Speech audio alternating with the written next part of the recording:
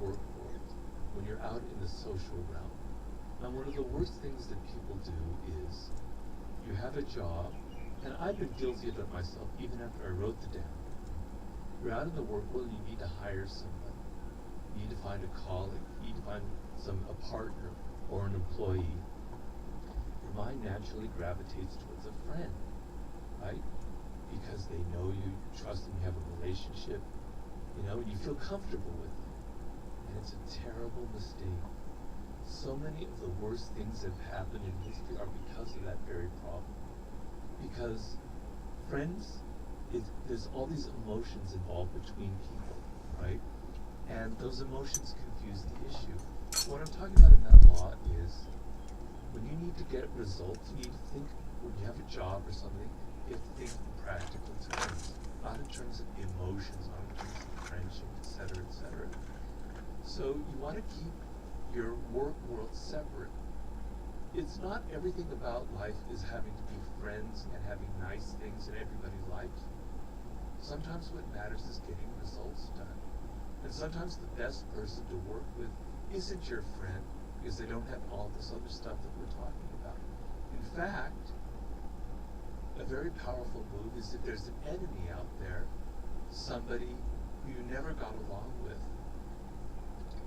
If you approach them and say, let's bury the hatchet, I have a job and I'd really like you to work with me. I know you're really smart.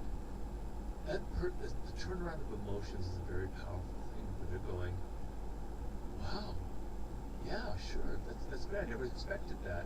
And they're highly motivated to now prove they're worthy of your change of mind. So it's not about not trusting your friends in the realm of friendship and personal relationships. It's about being aware that the work world is different from the realm of personal relationships. The other point I found really curious was point 3 about concealing your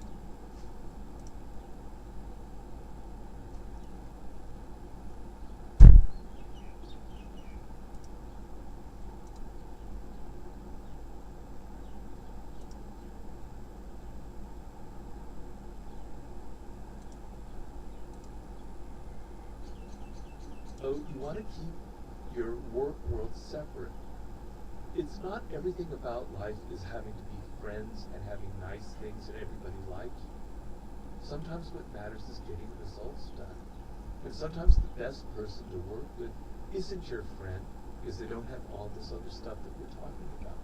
In fact, a very powerful move is if there's an enemy out there, somebody who you never got along with. If you approach them and say, let's bury the hatchet, I have a job and I'd really like you to work with me. I know you're really smart. The turnaround of emotions is a very powerful thing where they're going, wow, yeah, sure, that's great. I never expected that. And they're highly motivated to now prove that they're worthy of your change of mind. So it's not about not trusting your friends in the realm of friendship and personal relationships. It's about being aware that the work world is different from the realm of personal relationships. The other point I found really curious was point 3 about concealing your intentions. Yeah. I find this curious because I've never really known where to land on this when people ask me for advice on the subject matter about how much of your hand should you show, whether it's in business or life or whatever. There's a group of people that think you should always just keep everything you're doing and your intentions totally secret, because then people might copy you, attack you, whatever. And then there's another school of thought that says when you're building something, when you're doing something, when you have a mission, you need to share it with as many people as possible because that will galvanize people to come along with the journey with you and they'll want to support you and help you. So when I read point 3 about concealing your intentions, I wanted to ask you about what do you think about that, which side do you have? Well, everything depends on the circumstances. So the laws are never meant to apply to every situation, right? So when it's with your own team, when you're trying to inspire them, you're trying to give them a vision, you're trying to get them on your side, yeah, you can share your vision with them. So this is where the group is going. This is where I want things to be in 3 years. Let's all get together. We're trying to do something very positive for the world. Okay, here's my plan, right? But then there's circumstances where revealing everything that would probably planning to do is actually very counterproductive, right? So the business world in the 21st century is extremely competitive. It's getting worse and worse by the day. As more and more people now are entering the power arena, and I think it's a great thing, where it used to be just a realm where only older white men had power, and now it's the doors have opened to everyone. The level of competition is that much more intense. If you now even with the internet, you have rivals out there. You have competitors out there. Even as we talk right now, maybe you're not thinking about them, but they are. They're looking to steal your ideas. They're looking to steal your just be aware of that phenomenon. And just always saying what you're planning on doing isn't always the wisest thing to do.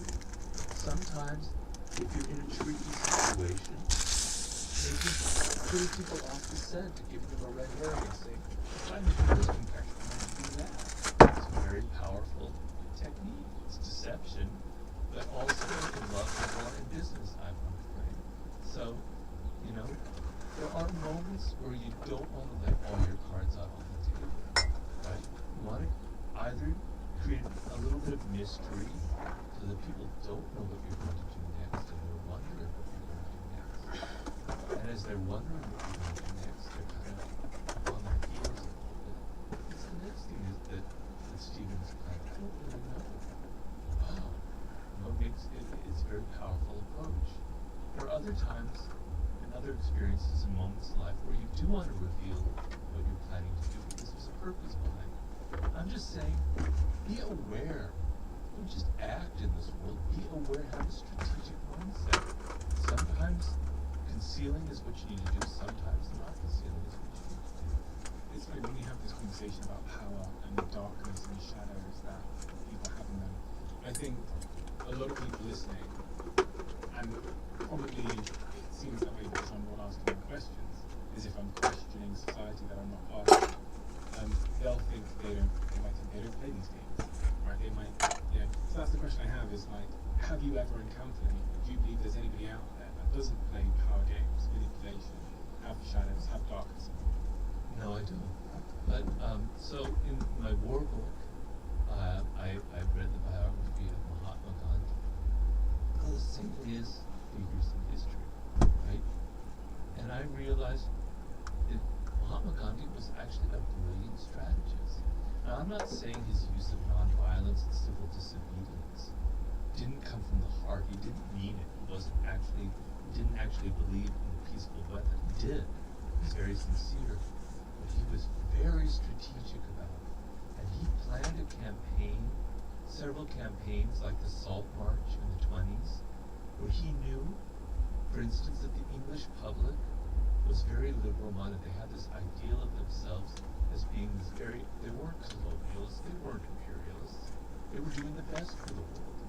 And he deliberately had these marches where he knew that they'd be reading in the newspaper and seeing photographs of Indian people being beaten up by Englishmen and their Indian officers on the streets of wherever would have a terrible impact on the public. He thought in terms of strategy. Okay, so there's Gandhi, and there's Martin Luther King, who's somebody I wrote about a lot in Philosophy of Human Nature. Another great icon who I admire, who actually was inspired by Gandhi and campaigns of civil disobedience. And there was a campaign, I believe it was in Montgomery or Selma, I can't remember which one, where he was getting fed up. They weren't getting very far with the civil rights movement. They were reaching a stalemate, and he was getting very frustrated. And an advisor came to him and said, look, we're going to have this massive march, and I can get a lot of elementary school and junior high school students to be on this march because they believe in you and they're very fervent. And I think it would be great. His advisors go, God, you can't do that. You can't put 13-year-olds at risk. And Martin Luther King thought about it very deeply. He said, no, we're going to go ahead and do it. Because, damn it, I want the American public sitting in there all fat and watching their televisions to see these brutal, Bull Connor, the police chief, and I want to see these children being water hosed and beaten, and it's going to have an incredible impact. He was being being strategic, and his advisors were shocked by it. But it ended up proving to be one of the most pivotal, important moments in the civil rights movement. So here you have Gandhi and Martin Luther King. And Martin Luther King was a flawed individual, as we know, right? He had a private life that wasn't exactly the same as his public life. I don't judge him for that because he was a brilliant man, and I admire him. I love him deeply. Reading his biography made me even admire him even more, seeing that he had a human, flawed side to him. But these are icons that we set up, and they reveal what I'm talking about in human nature. You can't escape it. Yeah, maybe there was some saint born in some century that I've never heard of that maybe got pretty far away from everything I've talked about. But, you know, we all have this idea, like, laws of human nature are right about irrationality, envy, aggression, or narcissism. Narcissism is a good one. Oh, they're a narcissist. I'm not a narcissist. I'm not self-absorbed, but they are. Yeah. I don't have any of those traits. Damn it. Every single human being has self-absorption traits. We can't help it. We naturally think of ourselves first. Yes, there are people who are much deeper narcissists in life, no doubt, and there are toxic narcissists, but we all have a touch of it. I want you to be a little more humble in this world, and not be so arrogant and not think that you are somehow exempt from having a dark side, that somehow you were born with a halo over your head, that you were born different, you don't have human nature, that you're a saintly person, you're much better. Get rid of your moral superiority, because I find that deeply offensive.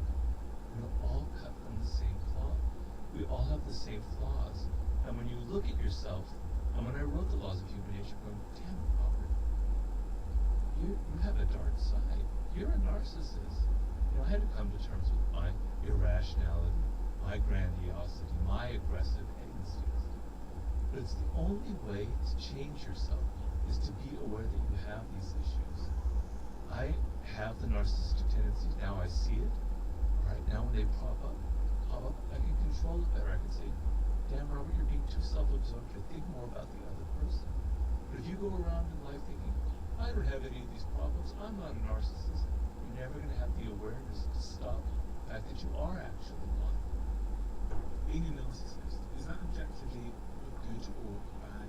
Because when you was, obviously I know people at home know it's bad things. Narcissists cause a lot of harm, and that's very true. But in the context of the human animal, and why the human animal develops certain attributes and qualities to maybe whether it's survival or its ability to stay within a social pact, is it just a consequence of being a human to have these like shadow traits and to be coercive and manipulative? Is it good or is it bad? Or is it neither? It's neither. Because it just is, right? So with narcissism, for instance, there's a reason why we're narcissists. So I explain in the book, it's not my own theory, it comes from some great psychologists like Kovu, the origins of narcissism, right? So when you have to leave you, when your parents have to kind of, not abandon you, but have to not give you as much attention as you used to have, when you're 3 years old or 4 years old, you don't remember it, but it was very painful. Like, they don't love me as much. What's wrong with me? I have to get that love and attention, not just naturally. I have to do things to earn it, etc., etc. And what happens with a lot of people in that situation when you're a child is, I have to develop I have to be my own mother or father. I have to find a way of loving myself. When something bad happens, I have to retreat inward and go, I'm really not so bad at all. I'm actually a decent person. I like my own tastes. I like the clothes that I wear, etc., etc. You're developing the shreds of self-esteem, right? And people who never develop that because they were abused, or they were abandoned, or even if they were suffocated, never develop that self-esteem.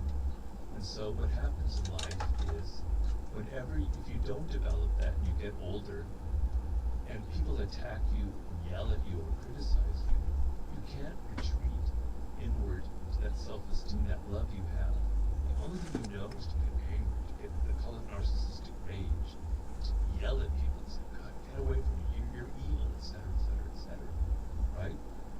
other problems evolve where the only way I don't have that inner self-esteem, the only way I get people to love me is by being incredibly dramatic and overly dramatic, etc., and always making myself the center of attention. That's what creates a deep narcissist. That's their only way of getting the love that they need. So children, we all need that degree of self-esteem, that anchor in our life. So narcissism, self-love, is not a bad thing. But what happens is as you get older, if you go too deep into it, it becomes a problem. And so what I say is you take that self-love and it has a good function and turn it outward as much as you can, turn it into empathy and love and consideration for other people more. That's your task as you get older in life. That's how I approach all of these flaws. You can't run away from them. You can't run away from your shadow, your dark side. You can make it work for you. You can make it positive and productive and healthy. You can become a healthy narcissist. There's a name that I use in the book. You can use your dark side for positive purposes. Let's say you have a lot of anger inside, and I had a lot of anger when I was younger. I was a very angry young man, right? Channel that into some kind of cause. Like, and you know, I have a lot of causes that I believe very deeply. And when I was younger, I was like that. Channel that energy into something productive and helpful, and put it into something that goes to something that helps good society. shoes.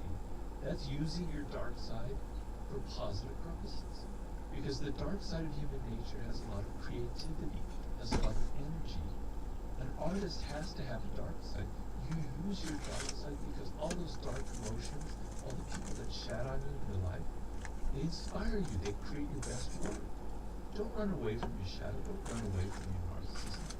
Use it in a healthy way. Yeah. Yeah. So few people, I think, including myself, like, have really fully understood what their shadow and their dark side is. I mean, doing this podcast has really helped me because I learn things from other people vicariously, and I'm looking back to myself, keeping a diary is often to myself. But that first step in someone having the self-awareness to understand their dark side. I mean, there's even a lot of people who confronting their dark side would be so, it feels like it would be so impactful on their self-esteem in a negative sense that they spend their life putting up a wall to never go there. I mean, there's some people who even mention something to them and they would triggers them. You know, you can all think of those people. You can all think of those people. The really interesting thing there is the role that your early years play in relationship with power. Because when I think about some of the nicest, I don't know if this is just a stereotype of narrow observation I've had, some of the nicest people I've met in terms of, you know, being the opposite of whatever toxic narcissist is, seem to have really comfortable, loving, secure, safe, early life experience. Is that broadly true in your view?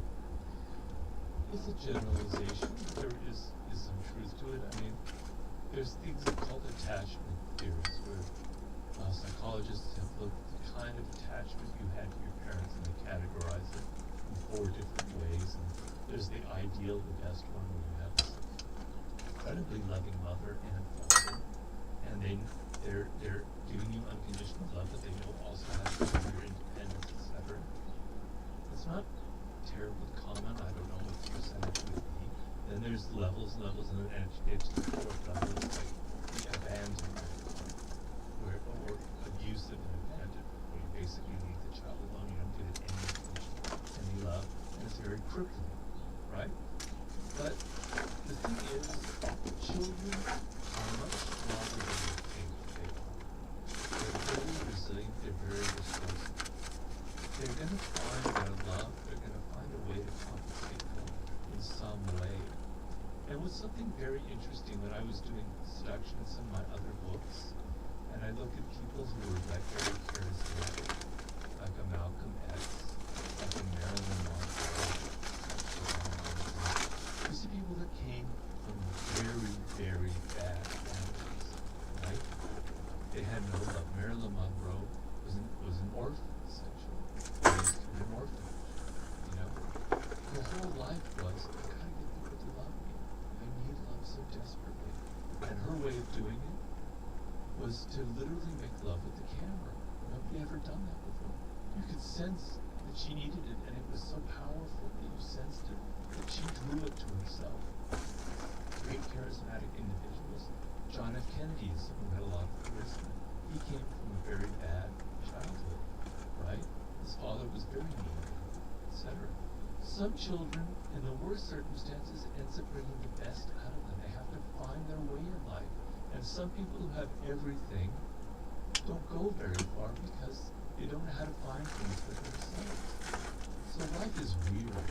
Some people who have great childhoods do well. Some who have great childhoods are spoiled and never learn how to get things on their own.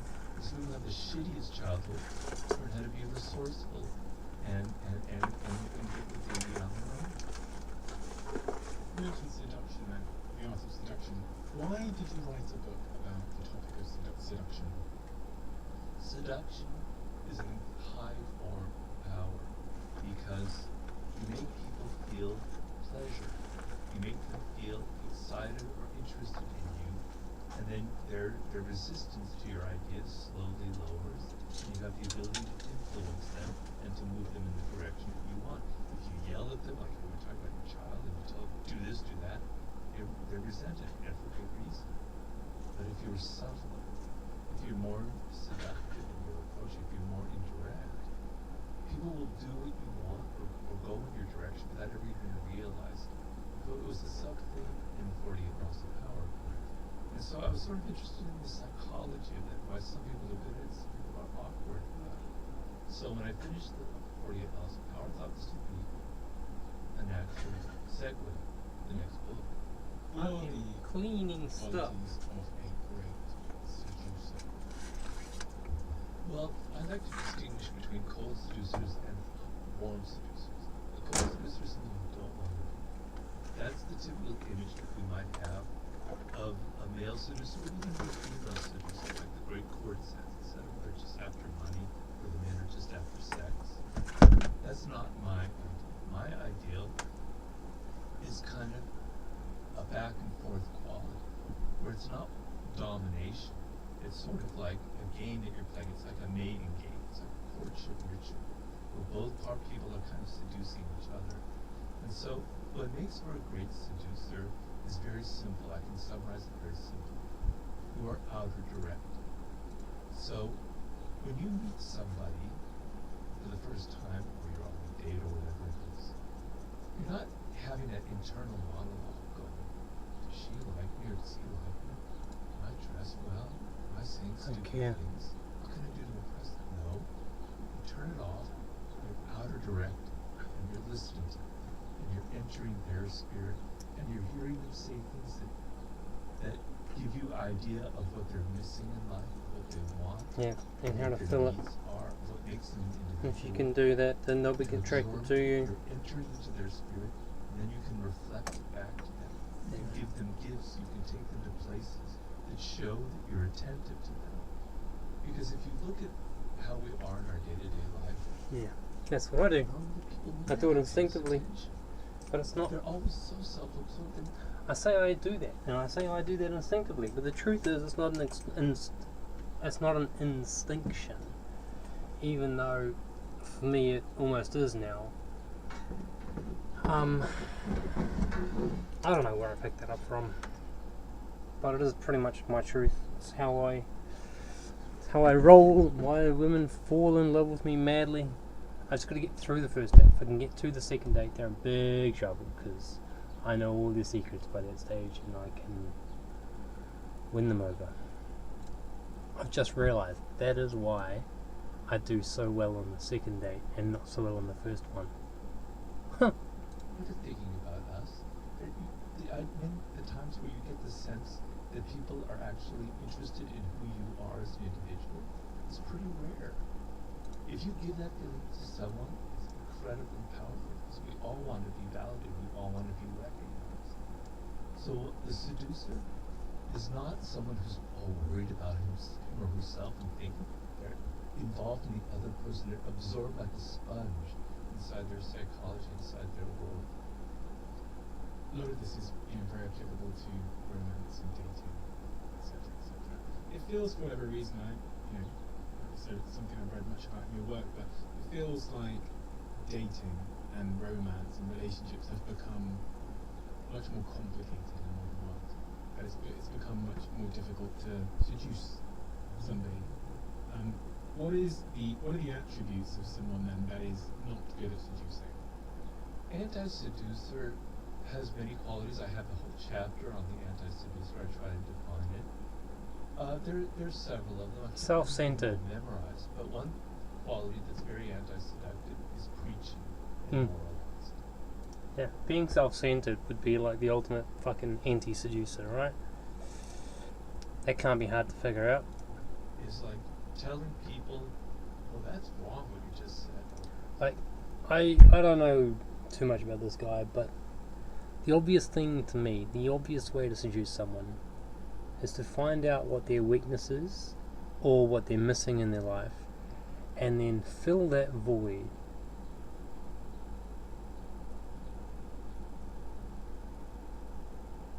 And the reason that works is sort of twofold. Number one, it shows to them that you really understand who they are as a person, so they feel more inclined towards you because they feel heard. And number two, they start seeing you as a solution to their problems when they have them, so they can rely on you. So people are again more positively inclined toward you. I don't see it as seduction, I just see it as being a good human, but that's pretty much where I think this is going. Your politics are ugly, or you're not really good at this as a governor. Having a moral superiority, a sense of sanctimony in a realm which should be about pleasure, there should be that kind of equality, that kind of back and forth dynamic. You're asserting your moral superiority is deeply, deeply anti-seductive. The element of preaching. Not being generous, and I mean not just with money. Money is important. Being generous with your spirit, right? You want to be open. You want to give as much as you can to the other person of yourself, of your time, of your money, of your energy, etc. So being all kind of crimped, and I don't want to give. I don't want to spend money. I want to take you to the cheap place to eat. I don't want to give you much time. It's very, very anti-seductive. You were talking a second ago about the person who goes on the date and thinking about themselves and what what their hair looks like or whatever else. That spoke to an insecure person. Is insecurity a seductive quality or is it a anti-seductive quality? It's very seductive. Now there is a part of weakness that is seductive. So I would say vulnerability is seductive, but insecurity is anti-seductive. There's a big difference. Why does vulnerability draw people to you? Because the sense, so if I can define seduction in simple terms, most of the time we are closed to the influence of other people, particularly now.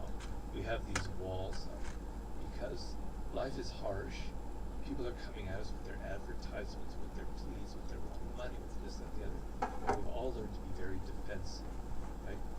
And seduction is an openness, is the opposite of that.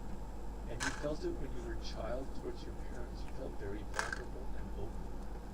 And there was an element of your parents and how they treated you that was very much like a seduction, right? So seduction is about being open to the other person to the extent where you can even fall in love. You can fall under their spell. And the sense of letting go of your ego, letting go of your defense, and letting another person enter your world is being seduced. It requires vulnerability. If you meet the typical scenario is of a man who's not vulnerable at all. He's so powerful and in control and everything, has no vulnerabilities.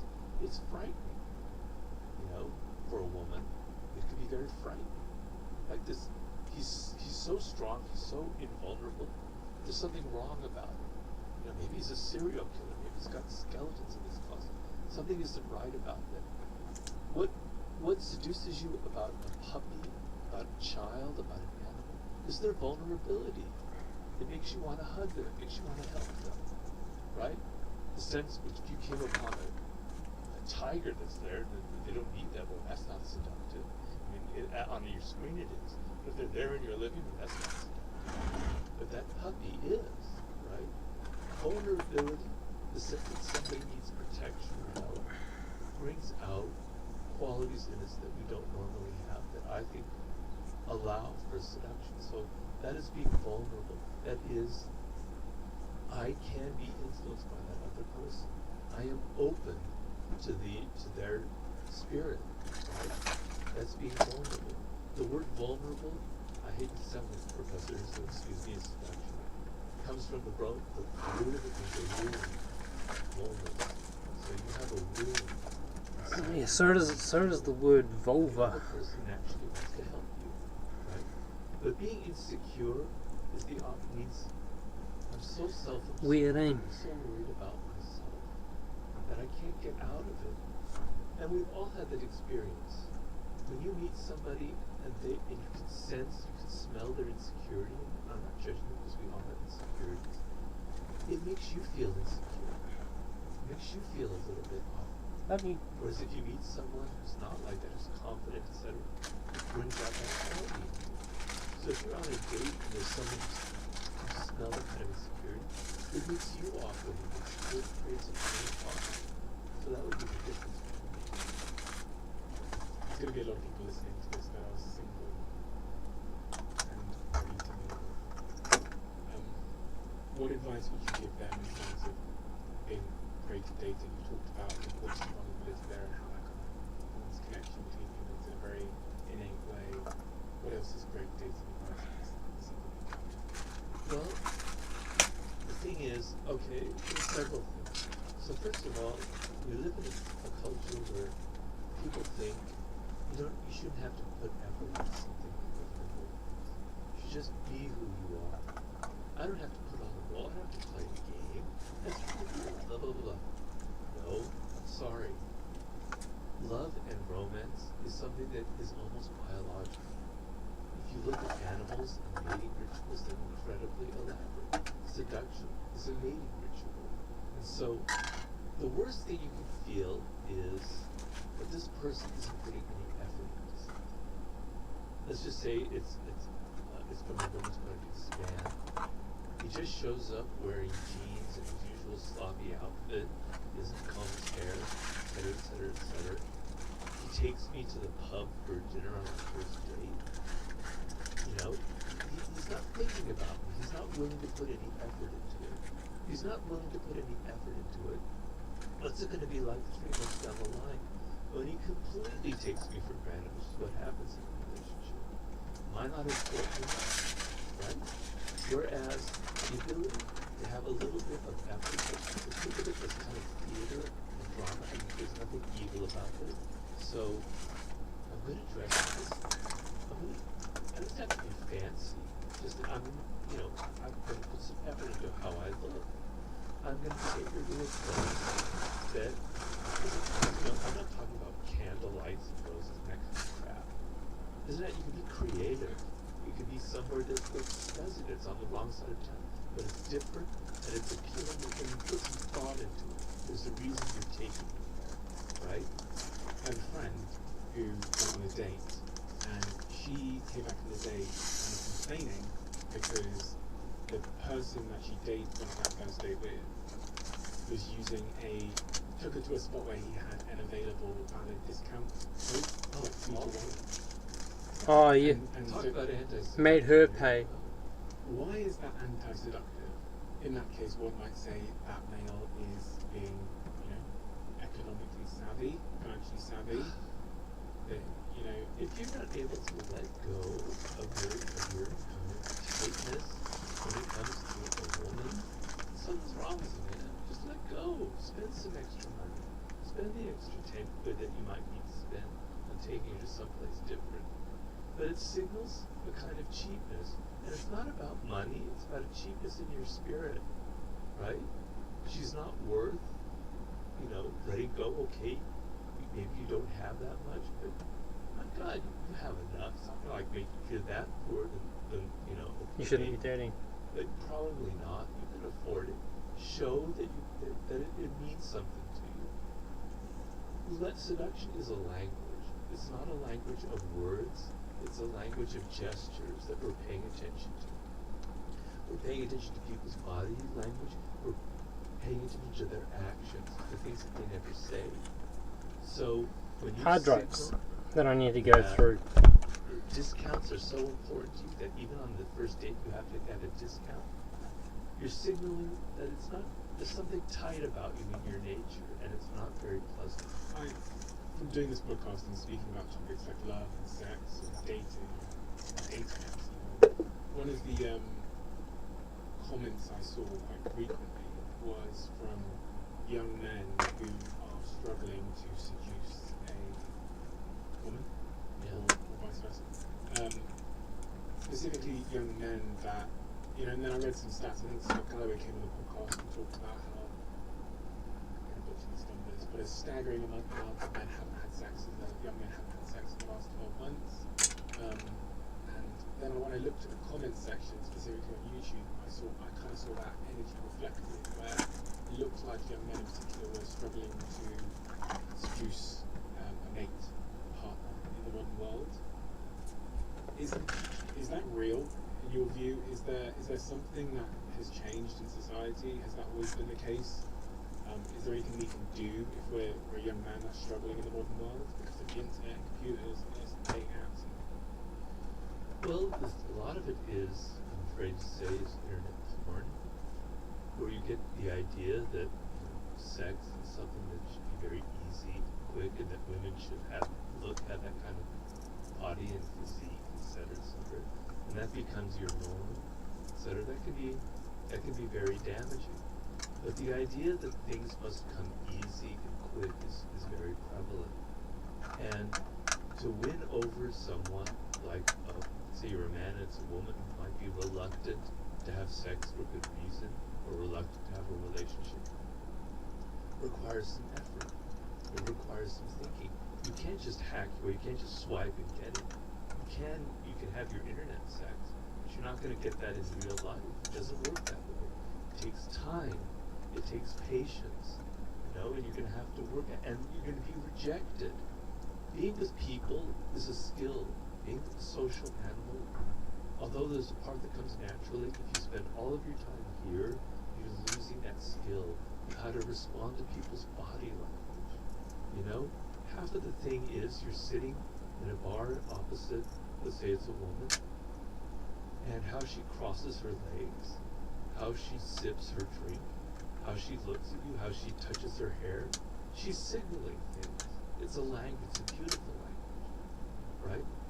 You have to learn it, and you're not going to learn it here because you can't. You have to be in person, it has to be skin to skin. You have to get a feel of what other people are thinking and feeling. And we're actually really, really good at that. That's what makes us human. It's called mirror neurons. I can sense what's going on in your mind. I can read your body language. You have to get out in the world, and you have to put yourself physically out there and try, and have rejection.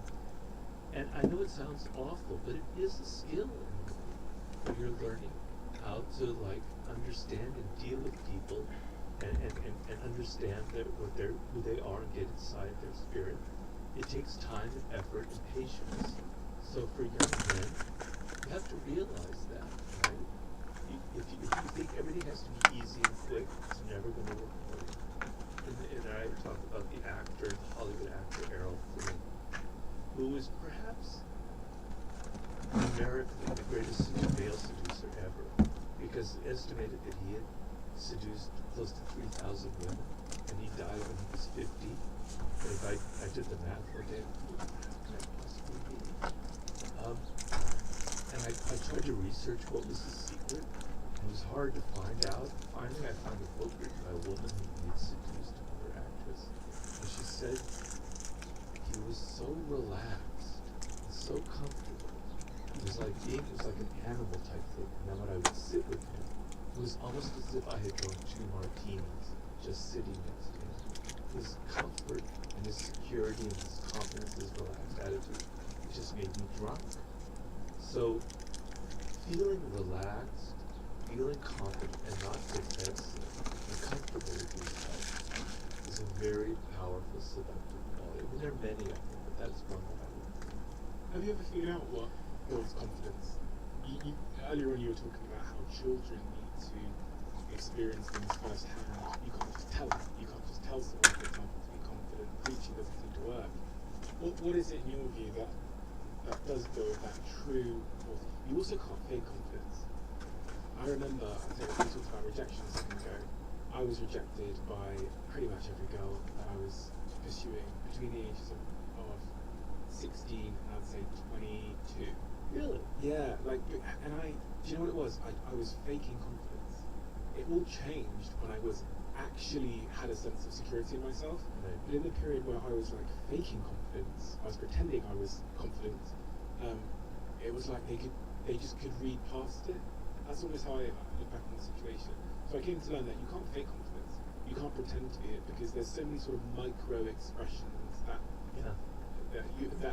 end up reading more like insecurity than confidence. But what is real confidence and how does one build it? Well, you've kind of answered your own question there in a way. So, fake confidence is like bravado, right? And you're putting on an act. And particularly women who've had to deal with this for, millennia, they can smell it, they can sense it. You don't have to, it doesn't have to time your words, it's the body language, etc., etc. Real confidence comes from actual actions, from your actual things you've accomplished, right? So, when you're 22, 21, it's hard to have that confidence because what is it based on? You haven't experienced because you haven't done much. Okay, maybe you're really good looking if you happen to have that good fortune, and you can feel confident about things and having success and meeting goals and achieving things and having a record of that. Maybe what goes with that is having some money, but it's not necessarily because you don't have to have a lot of money. And you don't have to be good looking to seduce. That's a myth that I try to explode in the art of seduction. Some of the greatest seducers, male and female, were not good looking at all. It's about psychology and it's about how you carry yourself. But the confidence comes from actually what you can do, not how you feel or what you say. Well, it is how you feel. The feeling is based on what you actually can do, skills that you have that separate you, that make you feel really confident, So Body language. Yeah, I find it fascinating that there's quotes and things that say 80% of our communication is nonverbal, etc., etc. Body language is so interesting to me because again, I think that's one of the things that it's just impossible to take. I was reading, a couple of books on. There was a phase when I was, 20, probably just being rejected. I was maybe 22 where I started reading books from pickup artists. They would obsess on the topic of body language. One of the things they'd say is, I was explaining this to my girlfriend a couple of weeks ago, that when a man is lower confidence, when he's desperate, he does this thing called pecking. He'll lean in and shout in your ear. And when he's higher confidence, he kind of leans out. He'll wait for you to lean in. Small things like that, subtleties like that intuitively we're reading, understanding, and communicating, and etc. But someone that doesn't have the confidence probably isn't even aware that they do. So when I reflect on my rejection phase, I think, gosh, my body language must have been exuding desperation and low status and low value, low self-esteem. What's your thoughts on body language?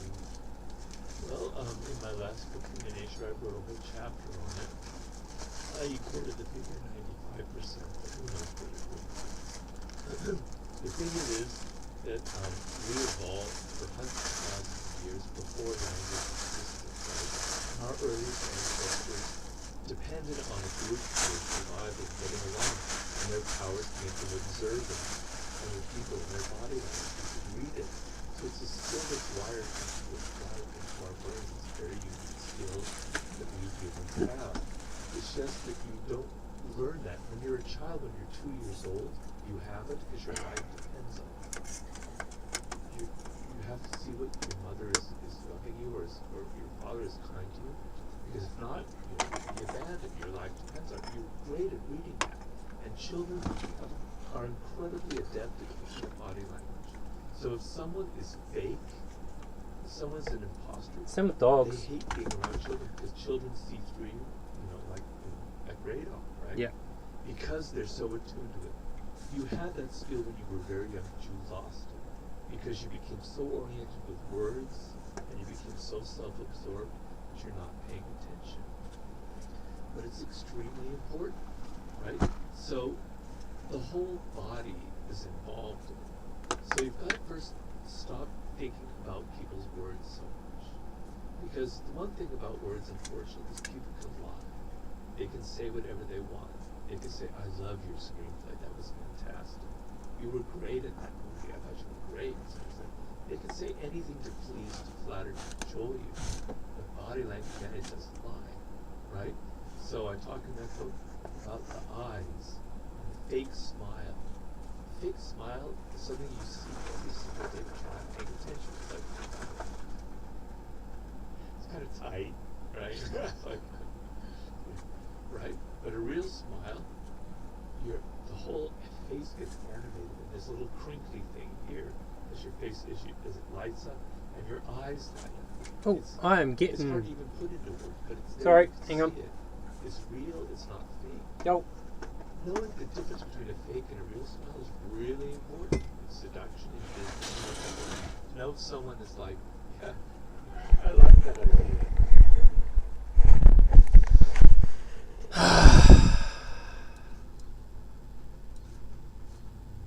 Hey Rudy, how you doing, buddy? Sorry, I was busy. Can I check out ESPGY? Are you still there, buddy?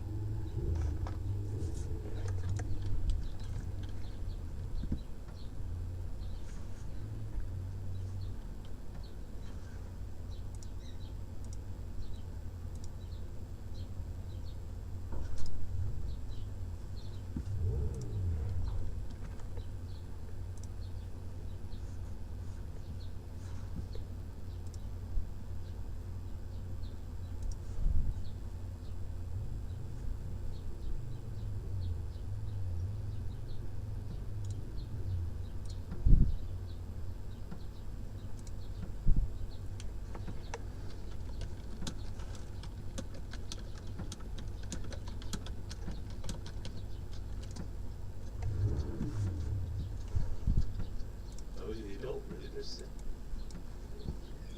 Let's have a look at it. Seeing as he's asking. Let's have a look at it. Seeing as he's asking.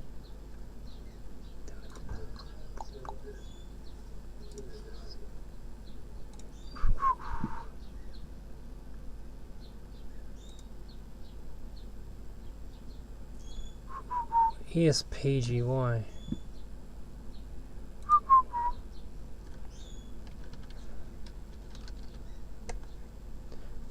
It's a stock. Ew. It's a stock.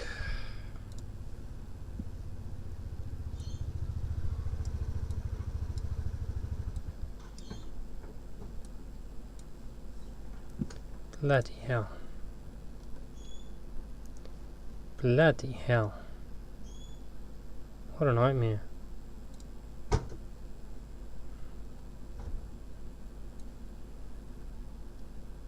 Bloody hell.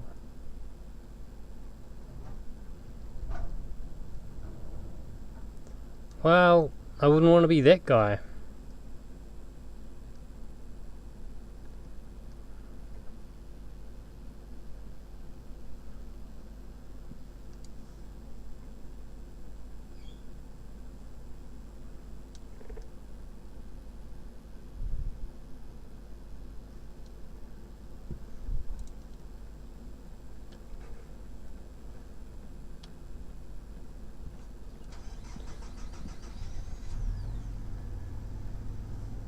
That's horrifying. I wouldn't touch it.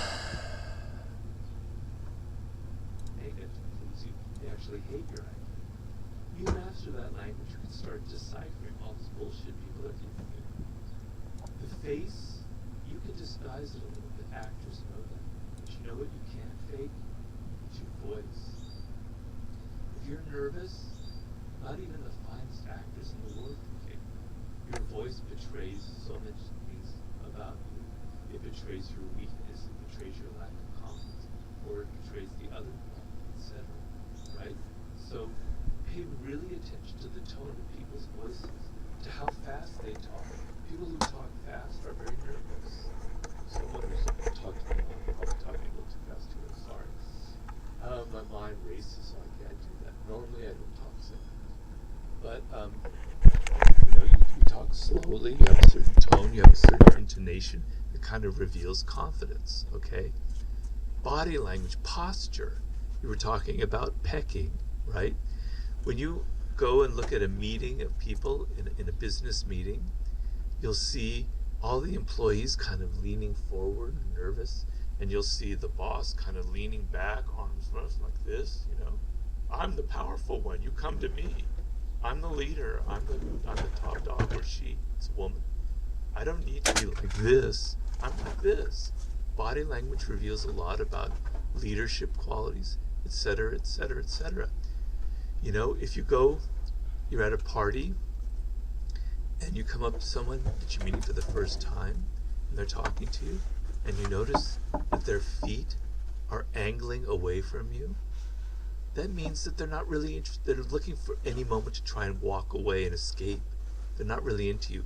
Whereas their feet are facing you, they're engaged, they want to talk to you, right?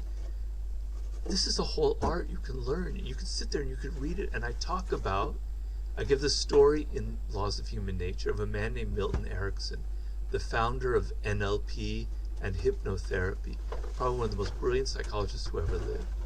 When Milton Erickson was 19 years old or so, he had polio. He nearly died. His entire body was paralyzed. The only thing he could move, the only muscle he could move were his eyeballs. Now imagine that. He was a young man with a very active mind. He can't talk, he can't do anything. All he can do is move his eyeballs a little bit. He was so bored. Can you imagine how bored you'd be like that? You can't read, you can't do anything. People would come in to visit him.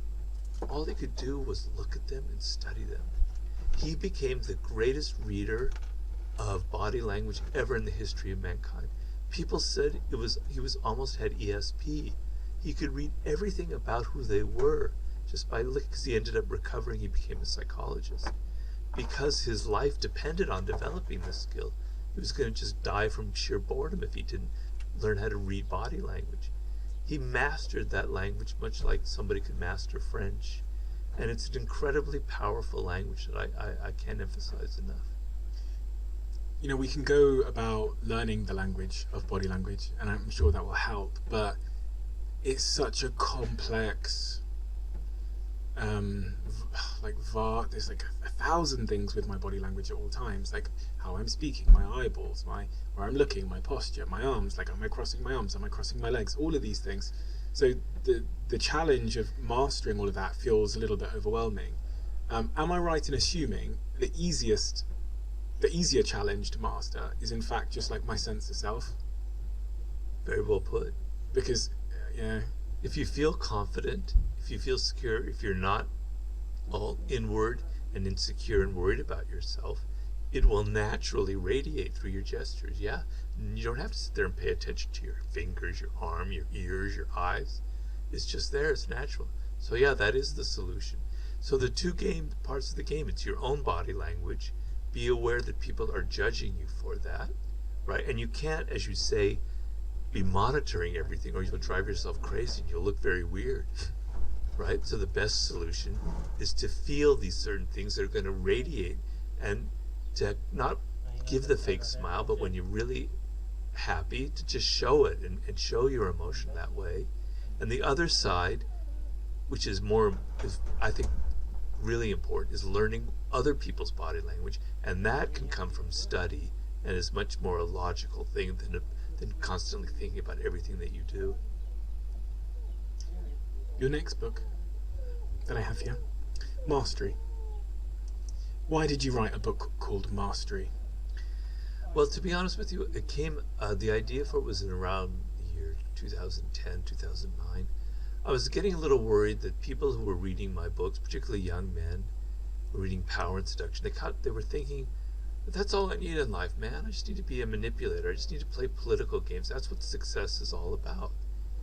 And I was worried that, you know, if you don't understand how to make something, what's going to be the future of mankind? Are bridges just going to fall down? Are hotels going to collapse? People don't know how to make things anymore. We don't know how to use our hands anymore, right? So being able to be good with people is extremely important as a social animal. But perhaps higher up in the hierarchy is being able to do things, to be able to have great skill, and to be able to create something and know how to master a subject, and to, you know, build something that can last. That's really important. And I'm feeling like, because young people, this is back in 2010, imagine now, have this idea that everything comes quick and easy because you can click, click, click and things come to you. That everything in life should be that way. That we're becoming alienated from the human brain, how the human brain operates. Because the human brain requires time. If you know how the human brain operates, we have what are called neural pathways. And every time you repeat something, a neural pathway is created and strengthened and strengthened and strengthened. It's why we get addicted to things, but it's also why we develop skill. So if I'm sitting there shooting free throws day in and day out and day out, my brain is wiring it, it's learning that motor skill, that hand-mind thing, and it's getting better and better and better at it. It takes time, it takes repetition to build those pathways. And I explained in Mastery that you reach the proverbial 10,000 hours, which some people dispute nowadays, so it's just a number, that's not a fact. You've spent so long learning something that there's so many pathways. It's like this amazing inner landscape with all these connections going on in your brain. And now you can be creative. Now you can come up with things that nobody's ever thought of. You can play chess on a higher level. You can be Pele in soccer, or Lionel Messi making passes that no one had ever seen before, because you're not having to think, right? You don't have to think anymore. Your body just does what it wants. Imagine 20,000 hours, which is possible, just people sometimes attain in certain fields. You're almost like a genius. You're almost like superhuman, right? If you're someone who's so locked into the internet, to getting things instantly, you can't get past 100 hours, let alone 10,000. You're never going to develop skill, and you're going to find life really, really difficult for you. So I wrote the book because I was actually deeply worried that we were losing a part of how the human brain operates, as something elemental part of our wisdom. The interesting through line between that and the subject matter we've discussed in Power and Seduction is that by learning to master something, you build that sense of self-esteem and confidence that we're looking for, to be good at the former topics mentioned. But on the topic of mastery, the first chapter in this book, and really the first question a lot of people ask, is this question about finding your passion. And I've always had a difficult relationship with this question, because it sometimes assumes that there's one of them and that you have to go in search of it somewhere. In the first chapter of your book, you talk about discovering your life task. Why is it important? Is it the same thing? Is finding your passion and finding your life task the same thing? No, I just recorded this yesterday on my own podcast. I went on a rant about how it's not about passion. It's not about finding your passion. I actually don't like that word passion. It kind of makes me cringe. Because if you think about it, passion, to succeed at anything requires time and effort and boredom and tedium. So let's just say a simple example. You're learning to play the piano. When you first sit down at the piano, you have to play these really insipid tunes. It's so boring. You have to learn, I forget what they call it, finger exercises and scales. On any instrument, you have to learn scales, etc. It's tedious, man. If you think it's got to be passion, forget it. You're never going to get far. The thrill comes after a year of playing the piano, and you get better at it, better and better, and now it starts becoming fun. Then 10 years, it's more fun. Then 20 years, it's fantastic. I'm not trying to name drop here, but the other night I had dinner with Stevie Wonder. It was the most amazing thing I'd ever seen. He's absolute. I wish I had interviewed him for my book. Speaking of genius, and he's blind, obviously. Everybody knows. But I was watching him perform for us. We were over there with a group of friends at his recording studio. I was watching him play the piano, and he's blind, right? And he's improvising, and it's just absolutely brilliant and amazing. And as I'm seeing this, I'm thinking, I could see the thousands of hours he's been putting in just touching these keyboards and knowing where the keys are. It was just mind blowing how amazing it was. That is the power that the human brain naturally has through hours and hours and hours of effort. That's how it works. So, he didn't get there because it was passion. He got there because he was a child prodigy. At the age of 11, he was signed to a contract with Motown Records, right? He was playing that as he was a kid, hour after hour after hour after hour. He had a love for the piano, but it wasn't like every time he sat down it had to be passionate about it. He had the patience to put up with all of the boring stuff, okay? So you want to discover what you were meant to, what you have a connection to, what you have a love for, right? When you're a child, hopefully, or when you're 18 or 19 or 20, that's the best time to discover it, all right? You decide, and it doesn't have to be something highfalutin or worth, like intellectual. You could be great with your hands. You could be great with your body. You could be great with images and visuals. You could be great with words. You could be great in many different areas, okay? They're all equal. They're all great. You as a child are naturally... So there's a book I always recommend for people called The 5 Frames of Mind by Howard Gardner, in which he talks about the 5 forms of intelligence that humans have. Each brain, genetically, is wired in one direction or the other. You want to know that. You want to feel it inside of you. It's like a feeling. It's not an intellectual thing. You feel when you're doing sports that it's good. It's a natural thing. It's what I'm meant for. When you're involved with words like I was when I was 8 years old, it felt right. It felt like a natural fit. I have to follow this path. When you're 3 or 4 years old and it's music like Stevie Wonder and you're hearing this in your head, wow, that's it for me, right? Okay? You feel it. You feel this connection. All right, now you fast forward to when you're 18 or 19 years old and you're having to make a career choice. Okay, so I call that your 20s, the most important phase of your life. That's going to make or break you in some way. If you spend your 20s trying to learn skill in something that connects to you deeply, right? Then things are going to happen to you by the time you reach 30. You've discovered your life's task. It may not be something so specific. For me, it was writing and words, but I didn't know what to write. I tried novels, I tried journalism, I tried theater, I tried screenwriting. But it gives you a direction, and you try and you try and try, and that's what you were meant for, that's what you were destined for. You feel connected to it, you feel a love for it, and so when it comes time to do the tedious stuff, you're able to do it because in the end it'll pay rewards, you'll get better and better at it, and the connection is so deep that to not do it would be miserable. So you can't think of everything in life having to be pleasurable and having to be passionate. There's going to be boredom, there's going to be tedium. How do I deal with it? You have to feel a greater love than just mere pleasure or passion. It's got to be something so deep within you that to not do it will make you deeply unhappy. For me, not to write or be a writer, I don't think I'd be alive right now. I would have been so miserable. I would have been so alienated from who I am. So that's what will get you through. That's what a life's task is. When you think about that, in the book you talk about the first phase, which is, your apprenticeship on your journey to mastery. When you're in that apprenticeship phase, when you're maybe early in your career, you're early on your journey to becoming the pianist, the violinist, the podcaster, the entrepreneur, whatever.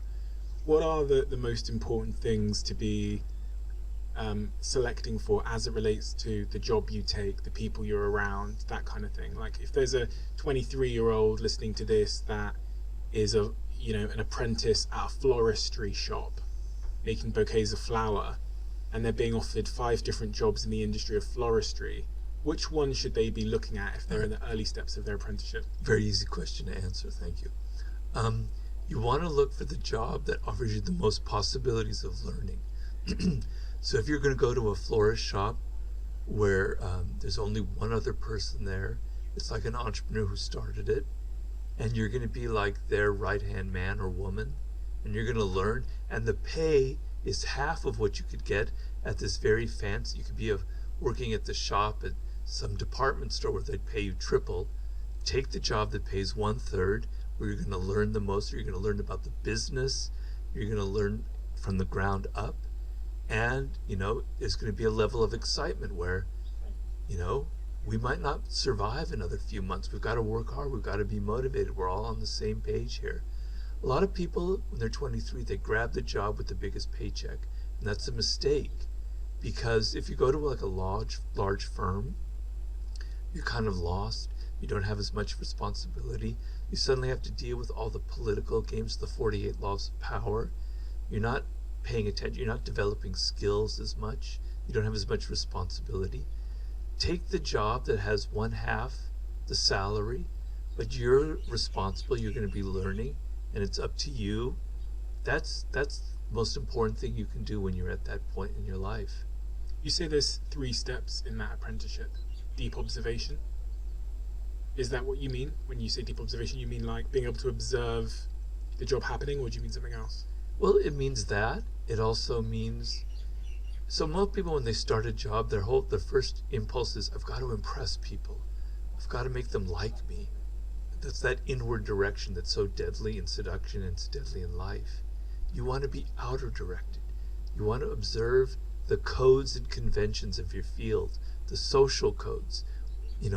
What's acceptable behavior, what's not acceptable behavior, the skills involved, the various heuristics, the various things that you have to learn that create skill. You want to be a sponge absorbing what's going on around you. What are the things you need to learn? What are the valuable skills? What are the things that aren't valuable? Who are the people you need to avoid? Who are the people you need to emulate? You're a laser. You're just observing everything around you and not worried about yourself. That's that's deep observation.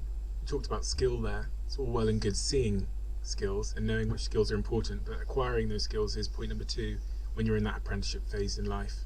Skills acquisition. And this kind of goes to what you were saying with the working in a florist shop next to the entrepreneur. You're going to be hands-on, you're going to be doing, which also goes to what you said earlier about parents and children, like putting them in situations where they get to do stuff. Yeah. A lot of jobs don't offer that. A lot of jobs don't offer the difficulty, the challenge, right? How important is that? Well, we call it learning by doing. And you see, some things play into how the human brain operates. That's what you want. I give the image in the introduction to mastery, that pardon the alliteration here, but the brain has a grain to it. You want to work with that grain. You don't want to work against the grain because it's counterproductive. And one of the grains of the brain, is learning by doing. When, flashback 300,000 years ago, and we're sitting there, we're making tools out of bones, out of wood, etc. The way the skill was passed on to other people and didn't die with one generation was you watched this person making the tool, and then you watched them and you learned and you imitated them. Flash forward to the medieval period in Europe, where they had apprenticeship schools. 7 years, you're learning masonry, you're learning carpentry, you're learning whatever. For 7 years, you're sitting there watching somebody make things, and you're doing it. That's how the brain operates. You learn by doing, not by thinking. Not by thinking, oh, this is how things are fitted in mortar, with mortars, etc., etc. No, I'm doing it with my hands. The brain and the hand have the most connection of any part of our body, because so much of our power as a species depended on our hands. We don't have much of that anymore, but learning by doing things with your hands or making things is how the brain is wired. So you want to go with that grain. So you want to do things, you want to make things, you want to be learning through action, not through just a lot of talk. And As you might know, the show's now sponsored by Airbnb. I can't count how many times Airbnbs have saved me when I'm traveling around the world. Whether it's, recently when I went to the jungle in Bali, or whether it's when I'm staying here in the UK or going to business in America. But I can also think of so many times where I've stayed in a host's place on Airbnb, and I've been sat there wondering, could my place be an Airbnb as well? And if it could be, how much could I earn? It turns out You could be sitting on an Airbnb gold mine without even knowing about it. Maybe you have a spare room in your house that friends stay from time to time. You could Airbnb that space and make a significant amount of money instead of letting it stay empty. That in-law, that guest house, that annex where your parents sometimes stay, you could Airbnb that and make some extra income for yourself. Whether you could just use some extra money to cover some bills or for something a little bit more fun, your home might be worth a little bit more than you think. And you can find out the answer to that question by going to airbnb.co.uk/host. One of the things that you referenced at the start of this conversation, I think maybe even off camera, was in 2018 you had a stroke. And that changed your life in a very fundamental way. Can you tell me what happened and how it changed you? Well, it was a terrifying experience. I was in a coma. I emerged from it, and suddenly, I'm somebody who's very physical. Sports was a huge part of my life. I would swim very long distances. I love mountain biking. I was doing all kinds of hiking. It was extremely important to me. Every single day I did something physical to take my mind off things. Suddenly it's taken away from me. The left side of my body is basically paralyzed. I have no control over it. To this day I still have problems with it. Can't swim, can't mountain bike, can't hike, right? I can't take my mind, I can't think while I'm taking a hike. I can't type. For a writer, that's not much fun. I had to deal with crap that I've never had to deal with in my life. I had a pretty easy time compared to this. I had to learn new life skills when I'm already 62 years old, That isn't easy stuff. I don't want to whine or complain because people deal with worse stuff all the time. A lot of people get cancer, etc. But anybody who's had a stroke knows what I'm talking about. It's very hard because you can practice and practice and practice and practice hours and hours of therapy. I do over an hour of therapy every day, and you hardly notice any results. The frustration, it takes you 10 minutes to tie your shoes. You can't button your thing. You have to get other people to do that. It's hard to cut food. You have to be patient. You have to accept this. You have to find another way of loving your life, of accepting these things that you took for granted before. And I tell people, I look out my window now where I'm writing and I see people walking their dog, and I put myself in their shoes and I go, God, that must be so great just to walk your dog down the street. What a pleasurable thing. They don't realize it. You take it for granted now. Please don't take it for granted. Understand that the ability that you have now to run, to walk your dog, to swim, to type, it can be taken away from you. And just appreciate your life for what you have, because the things that I love were taken away from me and I wish they hadn't been. So I've had to adjust myself. When something like that happens in life, when you are the victim of a tragedy or instance or circumstance or something that happens, there's often a degree of unfairness surrounding it. When I read about that incident in 2018, I read that it was a bee sting that caused a clot that caused the stroke. Yeah, I know. It's actually, I think, a wasp. But if that wasp had been moving, the wind had been a little different and had moved this way instead of this way, I may not have had a stroke. But I can tell you this. So in May of that year, the stroke was in August. In May, I'd finished The Laws of Human Nature, which took me 5 years. And when I finished that book, I felt like I was near death. I was so exhausted. I was so drained. My wife was really worried about me because I just looked really haggard. Slowly, I kind of recovered. But then in July, I went to New York and I forgot my blood pressure medication that I'd take. So my blood pressure was starting to rise. And then I came back to LA and I walked in this park and the wasp stung me here. And my whole chest turned red and it was like the most unbearable feeling. So I went to the hospital. They gave me this drug called prednisone to relieve the itching. Prednisone increases your blood pressure. And so when I ended up having the stroke, the blood clot, it was right where the wasp sting was. So the neurologist said, probably all this cholesterol was released from that drug from that wasp sting here, and that's where the blood clot occurred, okay? But there were all these other circumstances that kind of led to it, a kind of a perfect storm. And maybe if I hadn't had that wasp sting, it would have happened 4 months later under different circumstances, and I would have died. Because what happened was, I was driving my car when I got my stroke. My wife was in the other seat. She saw something really strange going on my face. I didn't notice it. She forced me to pull over the side of the road. 90% of the time I'm alone. I'm swimming, I'm hiking, I'm driving. Could have happened 4 months from then. She wouldn't be there. I'd be dead right now. So I can't really think in terms of, oh, if that wasp had been diverted. It would be a good feeling, but it's too painful for me to imagine. I like to think of, fortunately, someone was there who saved my life, because it could have very well happened 4 months from then, because my body was worn down, and something much worse could have happened. That journey you described of having to rebuild and relearn and redesign your life, we've talked about the topic of power so much in this conversation. In that moment, it sounds like your power, to some degree, had been taken from you. You know, you learn, like, at least for me, when I looked at people differently after my stroke. I had more empathy for them.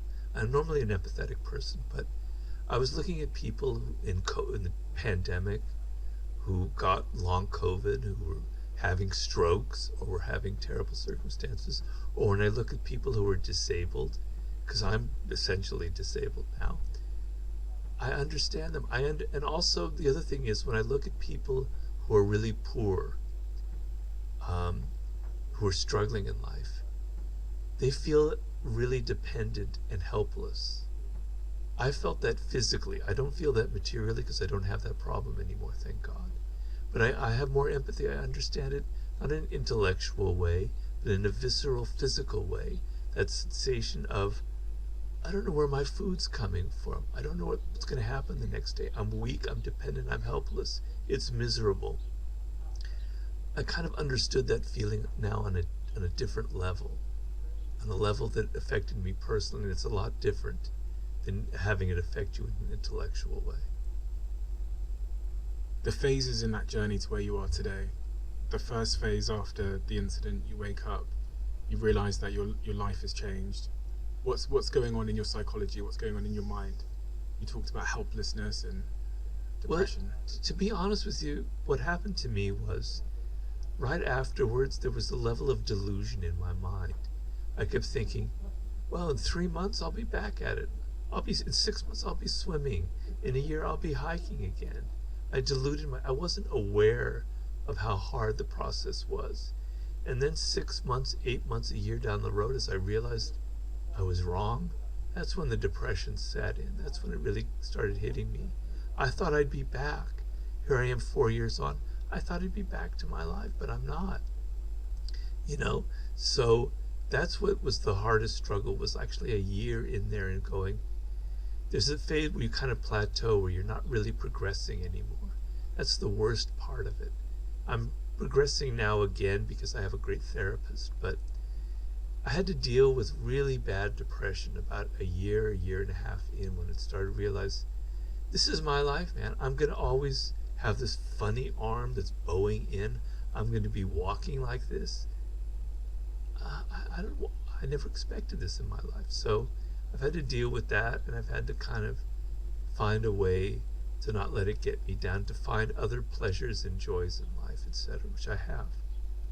How do you find a way to not let it get you down? I'm thinking now about people that are listening to this that might be struggling with their own subjective struggles in life. They've lost their job, they have a disability, whatever it might be. What are the successful strategies you've deployed to try and keep that peace of mind? Well, I don't know how much of it is applicable, because I'm at a phase of life where I don't have material worries, you know, and I could have had a kind of stroke where my physical element would have been untouched, but my brain would have been damaged, which is another part. That would have been worse, because I wouldn't have been able to write another book. and I have a very active mind. So for me, being able to write another book is my salvation. So when it's 3 o'clock in the afternoon, when I get down to writing, it's the happiest moment in my life. I feel at peace.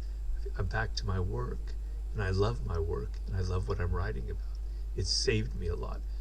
I do meditation. I've been meditating now for about 12 years, I think, more than that. Every morning, it's a ritual. I have to meditate. If I don't, something is wrong. And I've never missed a day, I can honestly say. And it just calms me down. It just gives me a strength throughout the whole day.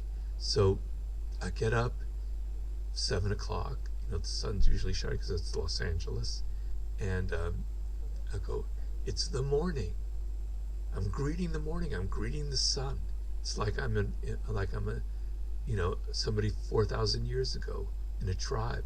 There's the sun. It's a miracle that there's even something like that. The birds are chirping. I'm looking at the ivy. The sky is blue. I just calm myself down. Intrusive negative thoughts start popping into my mind. You didn't do this. You have a podcast today at 2 o'clock, Robert. You want to do this, that, and the other. I'd get rid of them. I go, calm down. Put that away. Ground yourself in what it's helped immeasurably. The other thing is, always keep in mind that there are people who have it worse than you. So I don't want to feel I don't like the sense of feeling sorry for myself. In fact, sometimes I turn it around and I look at that person walking the dog or jogging and I go, I actually feel sorry for you because you're not aware of how precarious life is.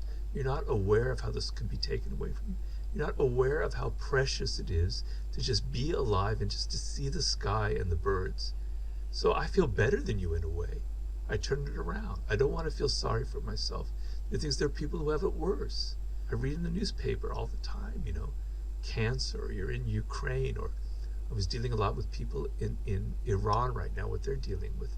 I don't have to deal with that kind of crap, like being in Iran and dealing with that daily life. How horrifying, These are thoughts that take you out of the moment where you're feeling sorry for yourself and you're kind of grateful for certain things. So those are some of the strategies I've had to kind of create for myself. I find it so I guess powerful to hear those strategies, because we all get caught up in our narrow perspective and our own subjective feelings that we're suffering or that life is against us, and then that kind of torments us in many ways. As you've post-stroke in 2018, is there anything else that you have learned about the nature of happiness from that incident that you might not have known before that incident, that I might not fully understand now? The things I heard you talk about are the importance of a sense of purpose, how perspective and gratitude are central to our feelings of happiness. But is there any other observations you've had? That I'm just saying this from my own selfish perspective because I want to know. Well, first of all, I don't want to give the impression that I've solved everything, because I'm a work in progress. I have moments where I get so frustrated, and it's almost like I have Tourette's syndrome. Like I can't, I'm still 4 years in, and my arm is still like this, and I still can't brush my teeth the way I want. I get very frustrated. So I'm getting better, but it's still a work in progress. I don't want to give the impression that I've mastered it, because it has mastered me. I have a long way to go, but I'm getting a lot better at it day to day. I don't know. I think I've kind of touched on everything, only in the sense of... What about connection? You talked about your wife. Yes, it's helped me a lot. God bless her soul. She's had to take care of me, And I was somebody who's always prided myself for being independent. That was another thing that was taken away from me. I was traveling around the world, doing book tours, going to book festivals, doing interviews, doing consulting in various different countries. I could still travel, but it requires a lot more, so I lost my independence. I had to have somebody help me with food every single day. I need things being done for me, and I feel terrible that, she's been put in that position. But she's been very gracious about it, and she understands. She has a lot of empathy because she knows what I've lost. So having somebody in your life. If I were alone, I couldn't deal with it, man. I wouldn't have been able to deal with it. It just would have been too much for me. It would have been too depressing. That depression that stalks you after a year would have leveled me. It's just, I couldn't have made it. So that's an incredibly important aspect. And just appreciating the little things in life that I just, it's a cliche, and I hate saying cliches, but, I have that feeling almost every day where I'm looking at somebody going, man, that must be, I'm like riding my bike and I'm seeing somebody just sitting in a park reading a book on a bench, and I'm going, God, that is so much fun just to be able to do that. I can't do that anymore. But I put myself in their body. The little things in life that you take for granted are so filled with so much happiness and joy that you're not thinking about. If that person sitting on a bench reading that book only realized what this person riding by thinks, maybe they wouldn't take it for granted. So many of those little things that you don't think about have incredible importance, at least to me, having lost them. So I don't know if I wish I had something better, but that's, I think it can only come from my own experience. I can't make it up. Well, your books tend to focus on the nature of the human condition, how we are as humans, for better or for worse. And it was interesting because as you were talking over several topics, when you were talking about seduction and the 48 laws of power and mastery, there was a part of me that's, that started to feel a little bit, I don't know, feel the darkness that is innate within humans a bit too much, maybe. That we're a little bit too contrived and manipulative and conniving and whatever else. And I was thinking, do I really like humans? I'm one of them. I'm very conscious of trying to separate myself. I hear people doing interviews when they're talking about society, and I always think, you are society. Right. I am human. I'm all of the things you've described in many, many ways. But has your journey of learning about humans and human nature made you personally more loving towards humans, more optimistic about the human race, or has it made you the opposite? Honestly. Well, it's made me more loving, but it hasn't made me more optimistic. Okay. There's so many things that are seem to be going awry in the world today. Now, I happen to be the form of meditation I do is Zen meditation, and in Zen meditation, there's this idea of what's called the Tathagata, which means it was another name for Buddha, and it means things as they are. And one thing you meditate is, the world isn't good or bad or ugly or evil or unjust. It just is. Things just are. This is just the way the world is. This is the karmic chain, the wheel of Dharma that's been going on for thousands of years. It just is. It's just the state of affairs. It's your discriminating your mind. It's your mind that creates all of these things. Let go of that, and you can connect to the way the world is without judging it, and it becomes this very beautiful place. And so a part of me wants to think of this is just the way things are, but a part of me goes, this isn't good the way things are, and I hope they're changed. So knowing human nature and knowing how human nature tends to twist things, how whenever we invent a new piece of technology, it could be the telephone, it could be the television, it could be the internet, it could be cryptocurrency, or it could be, AI. It tends to twist and darken and degrade and pervert anything that was once maybe beautiful or interesting. It makes me worried about the future. So there I turn pessimistic and I'm worried. But then I always think that there's hope with young people. And here I'm spouting another cliche. Damn, I'm going to shoot myself after this interview. But I feel like when I was young, I was angry about things. I didn't like the way the world was. It was Ronald Reagan and Margaret Thatcher and yuppies and ugly, values I didn't have. And I thought there was something wrong with the world. I was angry and I wanted to change it. Young people are still like that. And I think a lot of young people, Gen Z or whatever the next one is, whatever they call them, I don't know yet, they're growing up in a world that isn't healthy, that isn't right. And when you're young, you have all these energy, all this physicality, and you don't like it. You don't feel comfortable in it. And I know a lot of young people don't feel comfortable. And at some point, they're going to rebel. And they're going to say, I'm tired of all this virtuality. I want something real. I want real experiences. That spirit of rebellion that I see seeds of and signs of gives me hope. And I hope that it continues. Because I remember once I had a dream, probably the most memorable dream I ever had. It was maybe about 15 years ago or so. And I dreamt that I was there in the year 2072 or something like that. I was walking around the year 2072. It was the streets of New York. I go, wow, everybody looks so happy. Humans finally figured out how to do well in this world. They figured out what matters. There's hope in this world. That was my moment in that dream. This has always sort of stuck with me. Maybe that will happen. Maybe it won't. I don't know. I'm not Nostradamus. But, so I struggle with that. I struggle with, part of me is pessimistic and part of me seeks seeds of hope, particularly in young people. And I really, really, really wish they figure it out, because my generation and generations before, we've kind of screwed this world over. Things aren't good right now. And I'm hoping that spirit of rebellion, that young energy, will kind of come and kick the apple cart and say, screw all this, we want a different world. We have a closing tradition on this podcast where the last guest asks a question for the next guest, not knowing who they're going to ask it for. And the question that's been left for you to answer is, in adult life, when were you most happy and why? And then brackets it says, are you this way now, and if not, why?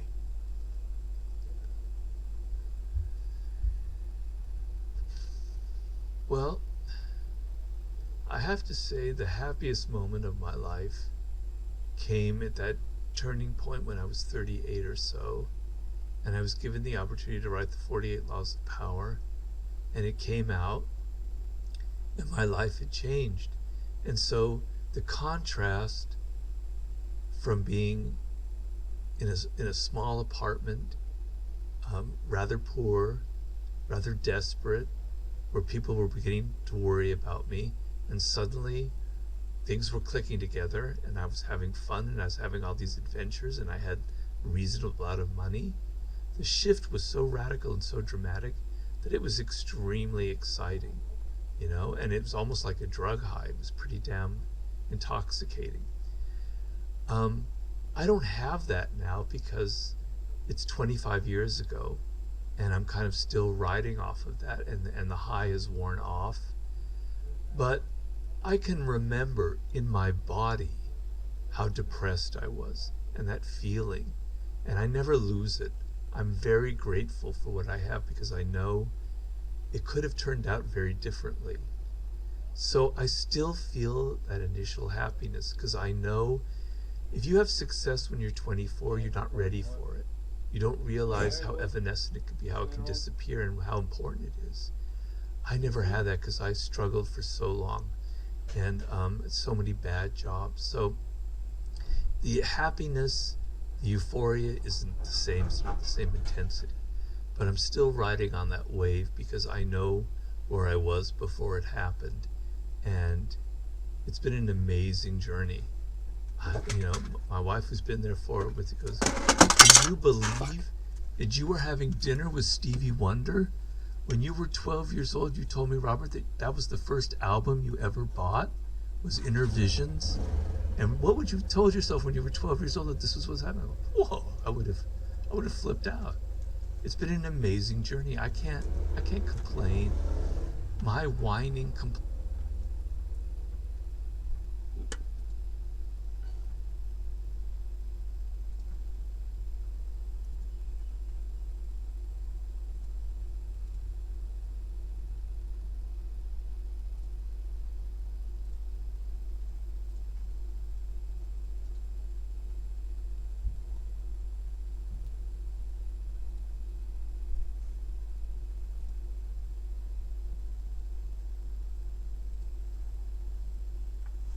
What is going on with this stupid thing? Come on, man. What is going on?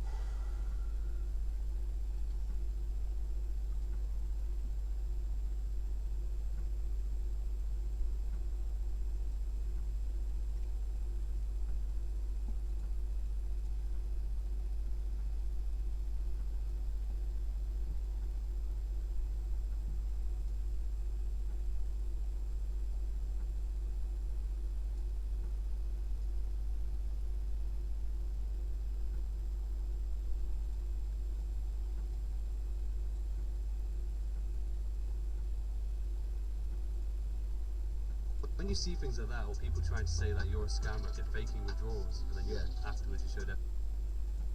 Like, what are your thoughts when you read all these things or have these people's opinions? So, like, personally for me,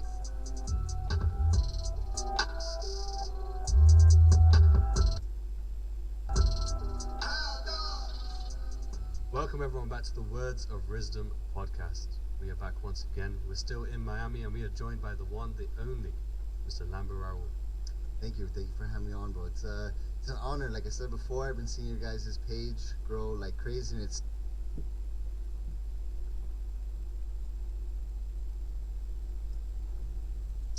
amazing that you invited me onto podcast. I really appreciate this opportunity, bro. It's my pleasure, man. And thank you for hosting us in No, of course, in no your problem. space, man. It's incredible, and I love to see it when it's like you got your events going and everything as well. Yeah. Like the space right now is still a bit under construction, as as you can see, but it's a work in progress, like anything right now. Definitely, man. And you know, a lot of people out there no doubt know who you are and a bit about your journey. But for those who don't, can you just give us a brief introduction to sort of how you got to where you are today? Yeah, so for those of you guys that don't know me, my name is Raul. I'm a full-time day trader. I own multiple online businesses, and I've been trading for roughly the last 6 years now or so. So I started day trading when I was 17. I opened up my first live account at 18 years old, and it's just been non-stop ever since then. You know, like a lot of people ask me all the time, like, oh, how did you get started? Well, honestly, with me, how I got started, I feel like it's a little bit of an unconventional story. So I was in high school. I didn't really know what I wanted to do in my life because my dad always instilled, like, you got to start a business, you know, like, look what I have. You have to go out and get this on your own. Like, this is not easy, because a big misconception about me that a lot of people have is that everything was just handed to me by my dad. That's the one thing, because my dad, he is a very successful man, but he's always said to himself, like, I'm not a rich guy. I'm a hardworking individual. There's a big difference between being a rich guy and a very hardworking individual. Like, the biggest example that I had in my life was my dad, because I had seen him, you know, going from driving Ferraris to Porsches to then having to go through a divorce and having absolutely nothing, living back at his parents' house. Hey, come here.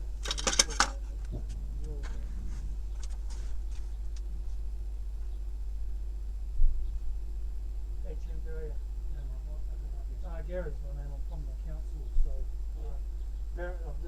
the lady at the front there said that the dog was rushed out the the other day, yesterday, was it? So You mean the lady that yeah, I just want to, I've got her side of the story, I just want to be your side of the story. Are you happy to do that, or really, it's up to you, you don't have to. The allegation is that you're walking your dog up the driveway there, and the dog's gone around the corner and just rushed past it. The lady hasn't got near her or anything like that. No, she's not saying that at all. She's saying that the dog was going up to the ground. Basically, looking after the dog. If you go, I know that you're living in schools, like say the dog's just like on the leash, so it just doesn't happen. It's dog. And this dog's not registered, eh? No, she is. Oh, is she? Yeah. Oh, cool. You got any cat? So I'll give you the address that your tag was sent to, and I'll apply for another one. I forgot about Oh, it. yeah, well, just give me some stuff. I'll totally go about that. Yeah, so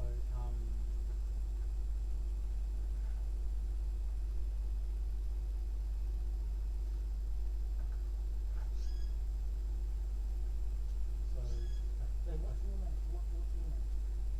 Triple C or Triple C? And your last name? as you can see, she doesn't see it through, right? Oh, don't worry, I'll put Randy. Randy. So the reason that my dog was Has it? perfect is because she purchased my dog. That's okay. And so has that been reported to the police? How long ago did that happen? Okay. And so, is it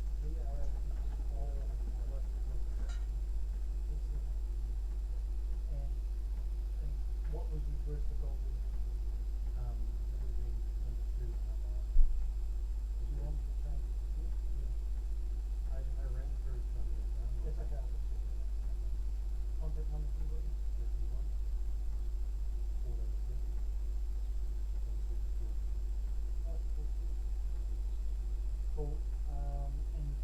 where's the microchip? I haven't got the chip registered to do that. Do you want me to do that for you as well? Can you get the? Oh, that, Can you get the scanner? yeah, that works. Yeah. Okay, so, Because I've got the chip number, but it's in my old car. So we can sort it out. So, did you want to make a statement or what were you? No. I mean, I imagine we're going to see what happens. well, I've never reached it, so I mean, I be careful about what I say. I know the dog doesn't like it. She knows that. Mm. She's Yeah.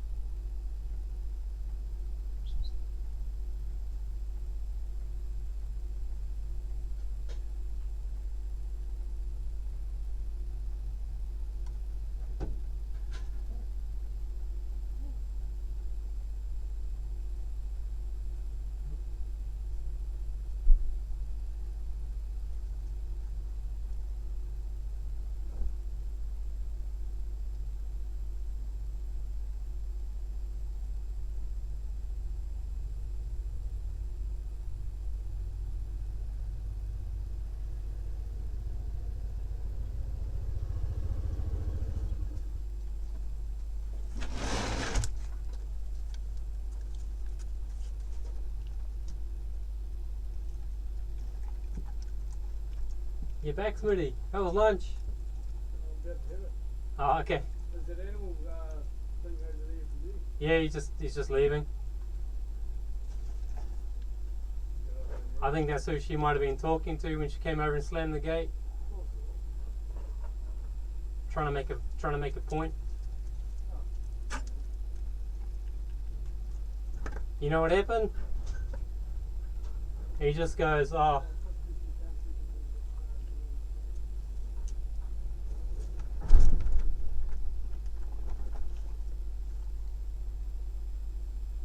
Cuckoo.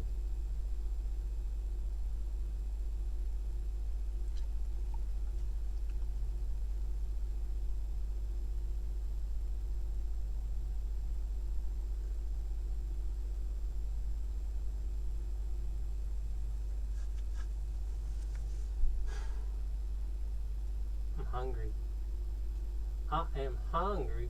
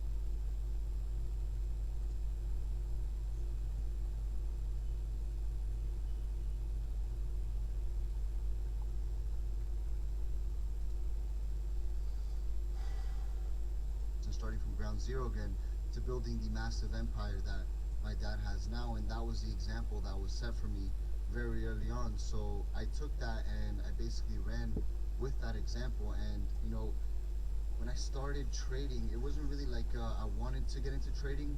So I was 17 years old. I really didn't know what I wanted to do with my life, and I was really into like the military and different things like that. And I just thought, you know what, like maybe I'll go to the military for a few years, and you know we'll just kind of see what happens after. I didn't really want to, because my dad, he's a dentist and he owns different investments, online businesses as well. I didn't really want to do that. I didn't really catch my interest. So I'm like, you know what, let's just go to the military, right? And when I was roughly like 16, turning 17 years old, really everything started at 15. But I was going to the hospital a lot for stomach pains. I'm telling you, like every single month I was in the hospital for probably like a week or 2 weeks just staying there, having the doctors analyze me, and nobody found what was wrong with me for the first year. And I was going for like this horrible intestinal pain. I couldn't explain like the type of pain. Like, I remember one day I was walking from the lunchroom to my next class, which was a French class, right? And I was walking, and when I walked into that cafeteria, like the smell of the food, it was hurting my stomach, and I couldn't bear even just smelling the food. So as I was leaving the cafeteria, I remember this feeling. I'll never forget it. It literally felt like someone grabbed a knife and just like slashed my stomach open. It was the worst feeling I could possibly describe. I fell to the floor, and I don't know how, but I ended up walking myself to the classroom. Obviously, the teachers knew something was wrong, and I had to get wheelchaired out. And I was in the hospital, and after I was in the hospital for 2 weeks, I mean, I had a surgery, I had my appendix removed. I mean, I was probably like 130 pounds. I was anemic, and it was just like a really hard point in my life. And then obviously at that point in time, I was diagnosed with Crohn's disease about a year later, right? And I found out that I couldn't join the military with Crohn's disease because you need constant treatment and you have flare-ups and different things along those lines. So it's like, what do I do next, right? So then I just literally looked up different ways to make money online. That's when I came upon stock trading. Then I came upon Forex. And that's how I kind of got introduced into this world. I bought my first course. I remember I had a motorcycle, right? I had a CBR 600, literally from 2001, that I spent all of my money on. Every single cent I had to my name, like $3,000, right? I spent it on that motorcycle. My parents like, nope, you're living under my house, you got to get rid of it. I was like, okay, well, I got rid of the bike. I had maybe $3,000 left again, right? I spent $1,500 on a course, and I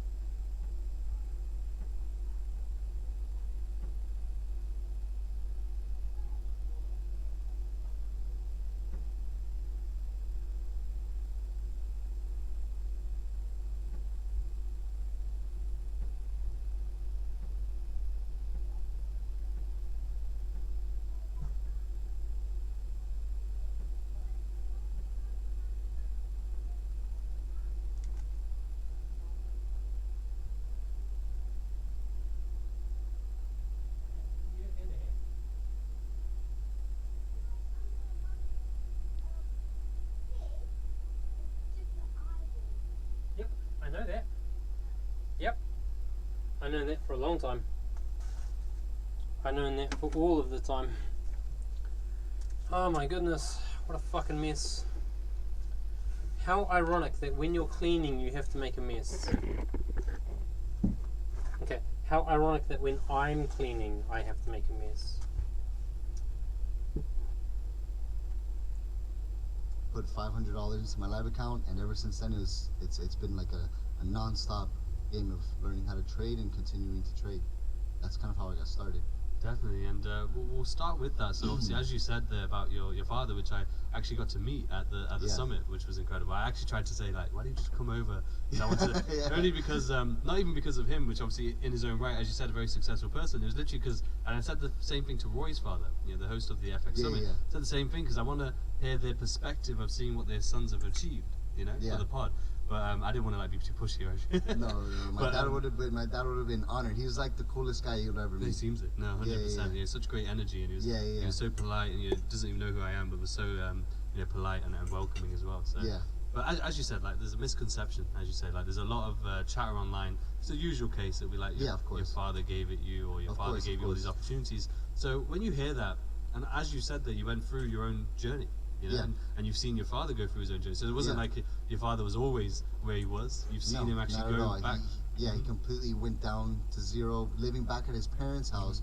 Imagine being, I think he was maybe like 30 something at the Mhm. time. I was probably like 12 years old or so. Mhm. So that would make him like, let's call it 42, Mhm. right?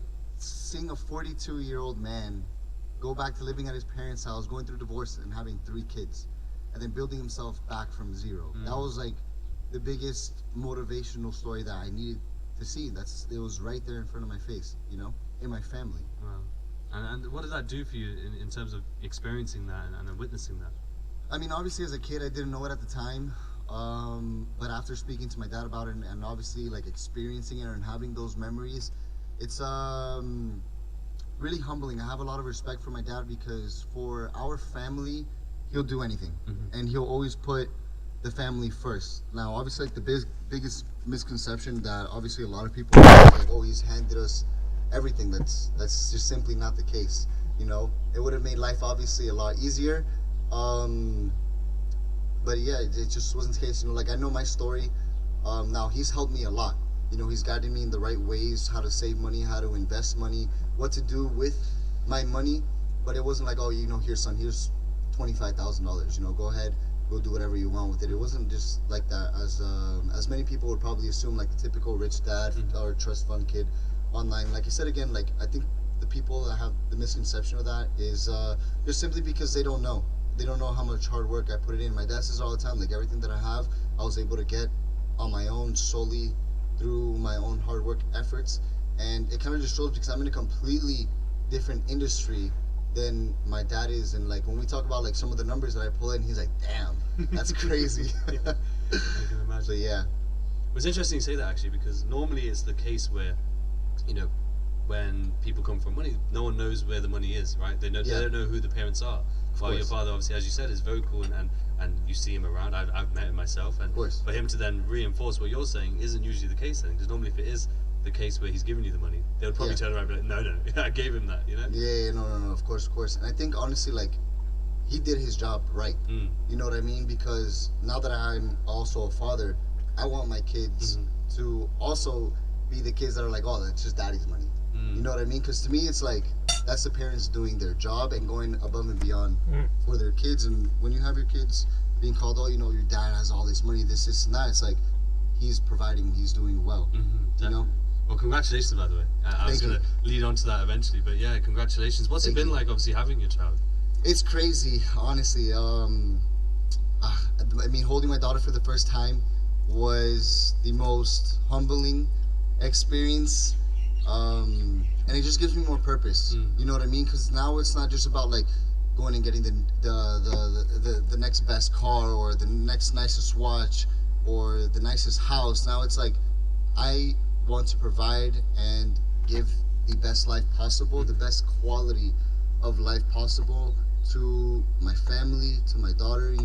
I want to be able to put her in the best schools and just make sure she's going to be good. So that's like the purpose that I have right now. It's not just about me anymore. It's about the little one.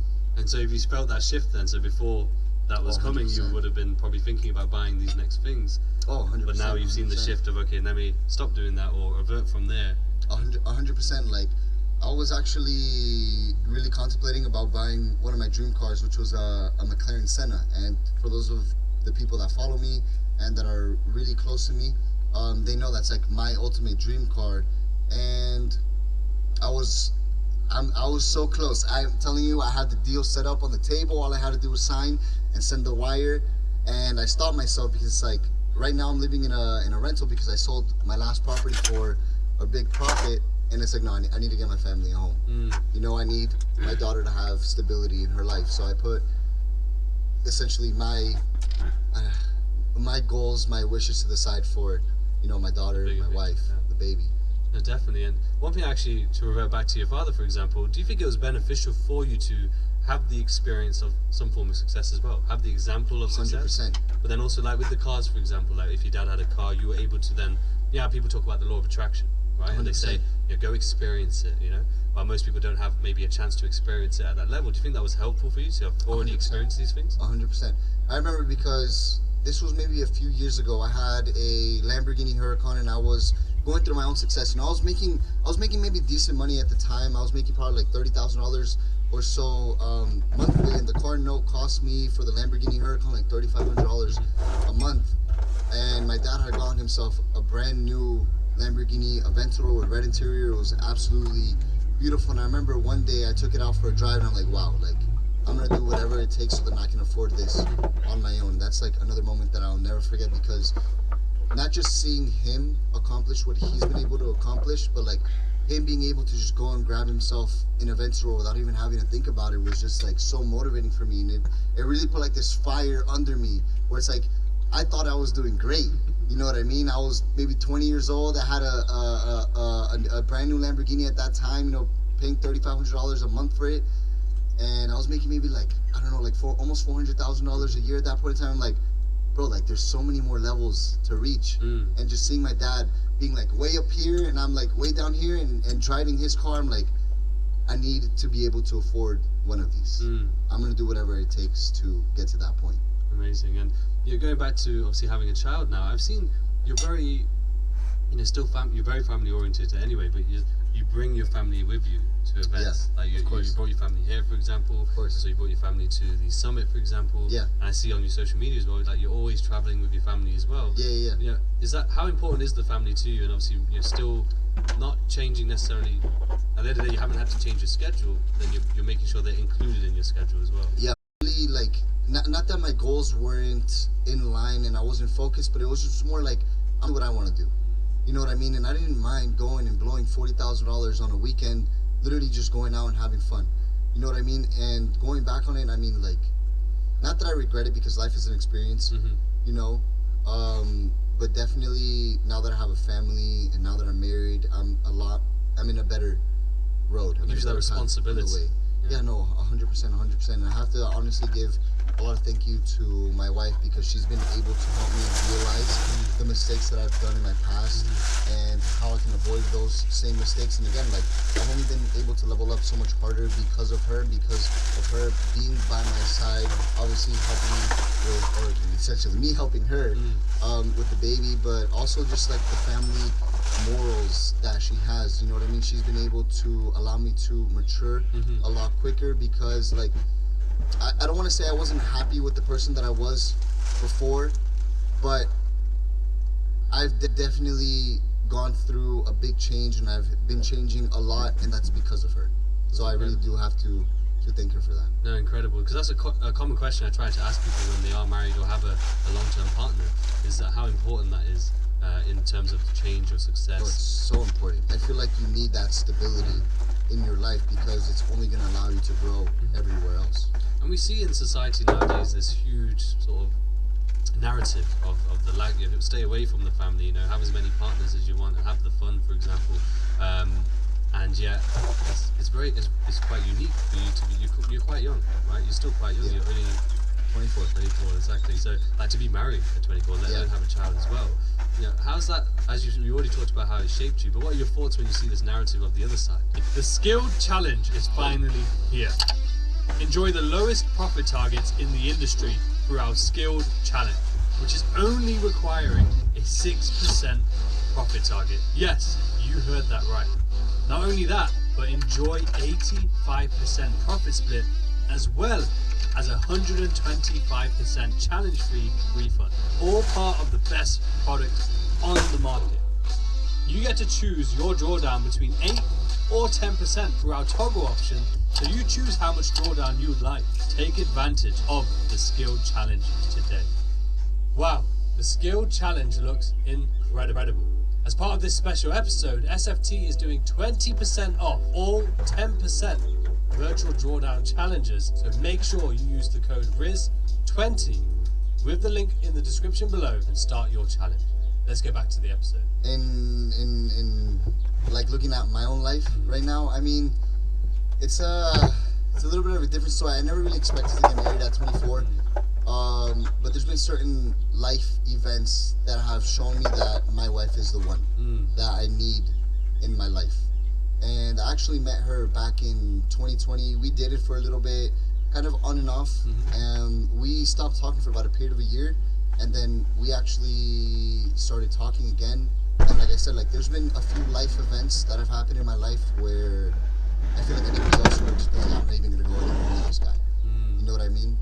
And she was always there, no matter what. And I know like a lot of people online, like they're very critical about somebody with money and then the person they're with. But to me, that was never a question, because I mean, my wife, she's an influencer. She has a lot of famous people that follow her, to say the least. I mean, athletes worth hundreds of millions of dollars, you know, who are willing to give her everything plus more. And she's always been by my side, never folded, not once. So like I said again, after all of those experiences going through that with her, she's always been by my side. I knew like this was the one that I need to lock down. I want to start a family with, you know, and it was probably one of the best decisions I've ever made in my life. Definitely, yeah, and it's incredible to hear. And you know, in regards to social media, you know, especially not only in the trading space, but also generally, it's a very toxic environment. 100%. Right, very 100%. toxic environment. And so, what's it like, and the thought process then of sort of like sharing quite a lot? You know, have like the family, for example, or even your daughter, for example. What's your thought process around that? I mean, I find social media as a way to document, you know, so like, especially like early on with all of my FTMO videos, seeing like the payouts, the 30,000 payout, the $100,000 payout, you know what I mean? It's nice to look back and see where I was then and compared to where I am now, and if there's been any growth along the way. But I mean, with social media, I don't really have like an issue with, you know, sharing my personal life. Plus, I feel like people need to understand that like I'm also human too, and because I feel like it's a big misconception that a lot of people have. It's like that I'm super unreachable, that I'm like this person that a lot of people like put on a pedestal. But it's like, you know, I also live my life. Like it's the only difference is I just work super hard, and I just try and provide the best I can. But I mean, with social media, like especially when it comes to my wife, like that's something that she's always done in the past. I mean, she was a huge YouTuber, so it's not like anything has changed for her. And for me, the only difference now is that I share my family life and I share my relationship. That's really like the only difference. The one thing that I do like dislike is I know you have a bunch of fake pages too, for sure, right? They use pictures of me and my family on those fake pages to scam others. That boils my blood when I see it, because it's like, what a disgusting type of person you have to be to use pictures of like an innocent little girl who's just born into the world to try and go literally scam people for their hard-earned money for absolutely no reason. Like, it's just that's one thing that does like get me mad. But other than that, it's like I like documenting, you know. Definitely, no, and you're completely right. You know that it's absolutely insane that people would do that. You know, and just generally making fake profiles is terrible. Yeah, but you know what? To be honest, like I feel like the people that allow themselves to get scammed by these individuals are just simply ignorant. Because especially in my case, like I say it all the time, like this is my only page, and not just that, I'm verified. You know, so if you see John Wick 32, you know what I'm talking about with my pictures that says Lambo Raul on them, you're gonna allow yourself to get scammed by this individual. It's kind of like, I know a lot of people aren't tech savvy, but it's kind of like, I know, yeah. you know. Well, think about it. If you're trying to get into the trading space, but yet you're getting caught out like that, or you shouldn't be in the trading space. Yeah, literally. Especially if like you said John Wick for you. Imagine if it was John Wick for me or John Smith for me. Yeah. So the way I look, you still fall for it. Yeah, It's bro. insane. 100%. Yeah, like the thing with the trading space, a lot of people try and get in, and it's like, I get asked questions all the time. It's like, you can't expect to be spoon-fed everything in this industry. Like, you're entering industries with hedge funds, institutions, big algorithms, other retail traders who've been at this for years, and you expect it to not just be easy, but then to be spoon-fed everything. And you expect to turn like a few $100s into millions of dollars. Like, people just have the wrong expectations when coming into this community. That's literally what I tell them all the time. You know, like, if you really want to make it in this industry, like, you have to put in the work. You can't be ignorant, you know? No, definitely. And you know, we were talking about the social media side in terms of like the toxic side and people's opinions. Obviously, I'm sure you've had it for a long period of time, probably especially on social media. At the end of the day, like your name on social media is Lambo. We all know that the Lambo lifestyle is something that some people aspire towards, but then some people hate upon. Of course. There's a tweet I read this morning which was interesting timing-wise, but they were saying like they had your pictures. And Yeah, there's I can imagine. Did you see it? I don't know if you saw it, but it's like, No, I didn't see it. yeah, your pictures, and it was like, this is not what you need. If anyone is trying to promote this, you know, pictures with Lamborghinis and cars, you shouldn't be there. So look at my page, and they're referring to themselves, which was interesting. Yeah. But like when you see things like that, or people trying to say like you're a scammer, or people trying to say you're a fake trader. I saw one of your your highlights where you said Yeah. like, yeah, faking withdrawals, and then you afterwards you showed FTMO. Yeah. Like, what are your thoughts when you read all these things or have these people's opinions? So, like, personally for me, the only reason I started an Instagram page was because what I saw Instagram at the time, this was maybe like 2017, was literally just people just posting their cars. I'm a huge car enthusiast, always have been, always will been, and people literally had different names such as like GTR Eddie or R35 this, you know what I mean? And it's just a page to showcase their cars. And that's literally why I started an Instagram. I had a Mustang at the time, and I was literally just posting pictures of my Mustang, right? And then I ended up getting a GTR after making some money, you know, and then I changed my name to Raul GTR. Because why? Because the page is to showcase the GTR, but my name is Raul. And then one day, this was a few years later, after I had my Huracan, it's like, bro, why are you Raul GTR on Instagram? Or this was my friend Ryan, he told me, he's like, why are you Raul GTR on Instagram? Like, you don't even post a GTR anymore. And I'm like, you're kind of right. So that's when I changed it to Lambo Raul, because I was mainly showcasing the Huracan. And I never really thought my Instagram page would turn into what it is today. Like, I literally just broke 550,000 followers on Instagram. It's crazy. I get like 70,000 story views a day. It's absolutely insane. I never thought I would get to this point on social media.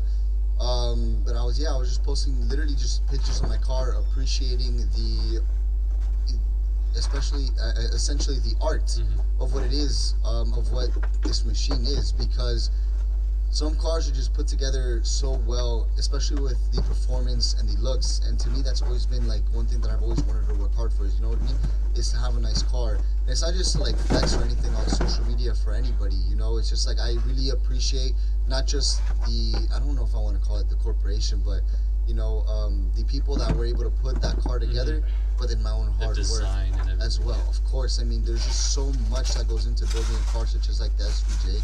It's absolutely insane. So, you know, I really get to appreciate both ends of the spectrum. The people that built the car, and then my hard work for being able to obtain this specific individual car. Now, obviously, my social media has definitely grown throughout the years. You know, I have my page where I solely just post education, things that will benefit people for trading, but Lambo World, like, that's my personal page. You know what I mean? And a lot of the people that talk about, oh, you know, like, don't follow this and that, it's like, yeah, I can agree to an extent, because there are a lot of people who post the same type of content that I post, but don't know absolutely jack shit about trading, have never even placed a single trade in their life. And I've had friends with some of these individuals where they've admitted to me, after showing them a $100,000 a day and having a Lamborghini or a Rolls Royce, they're like, bro, I've never placed a trade in my life. And looked at that individual, and I immediately, like, bro, I completely stopped associating myself with them, because I don't want to be associated with that. Because to me, my career, I've put so many hours of work, not just in like content or anything, but in trading, that I don't want to be associated to somebody that is literally just faking it so they can make money off of whatever else they want to do. Which, if you're not a trader, in my opinion, like, that's fine. There's still money to be made in the trading industry, just not in the educational space, because you have no real value to provide. Like, you can look at Angelo from The Funded Trader, and he's running a multi-million-dollar corporation, and he said trading just wasn't for him. So what did he do? He went to business to solve a solution for other traders, and now he's making millions of dollars because of it. And again, like, Angelo's another person I look up to, and I applaud, because I remember he came down here to meet with me because we were working out some form of a deal where he had this one company that allowed a certain individual to manage a bunch of funded accounts, right? And he presented that opportunity to me, and I went with it. I'm like, okay, yeah, perfect. Like, let's do this, right? And after passing like the first and second phase, I think it was like I would have had like 27 million under management or something along those lines. So I passed like $27 million worth of challenge and stage 2 accounts. The company said, no, we can't handle this. You know what I mean? So we actually discussed this when I had him on the podcast. We discussed that situation on the podcast when I had him on. So it's interesting. Yeah. And the company was like, no, and I guess that's what, you know, he ran with.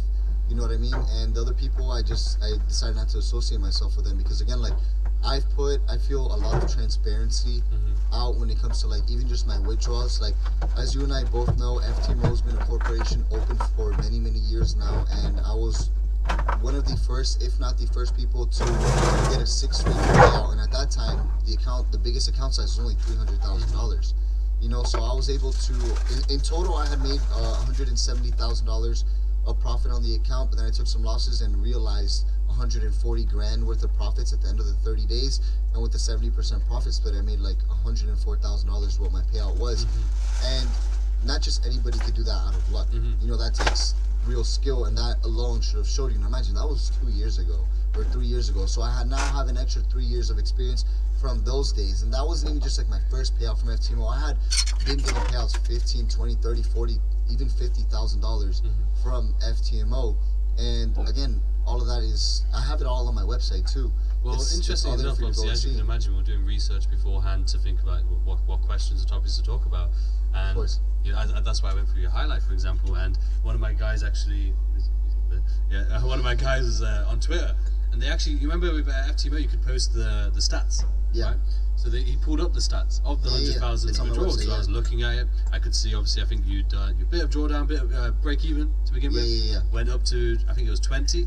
Came back to break even. Zero, right? Back to zero. And then it went up, and then you had like your 30k days followed by like 10k days, lost days, 30k days. So I saw the whole thing, and so it's there, and then you documented it on YouTube as well. So like when you see these people, because everyone now, obviously back then the prop space wasn't as big as it is now, right? Of course.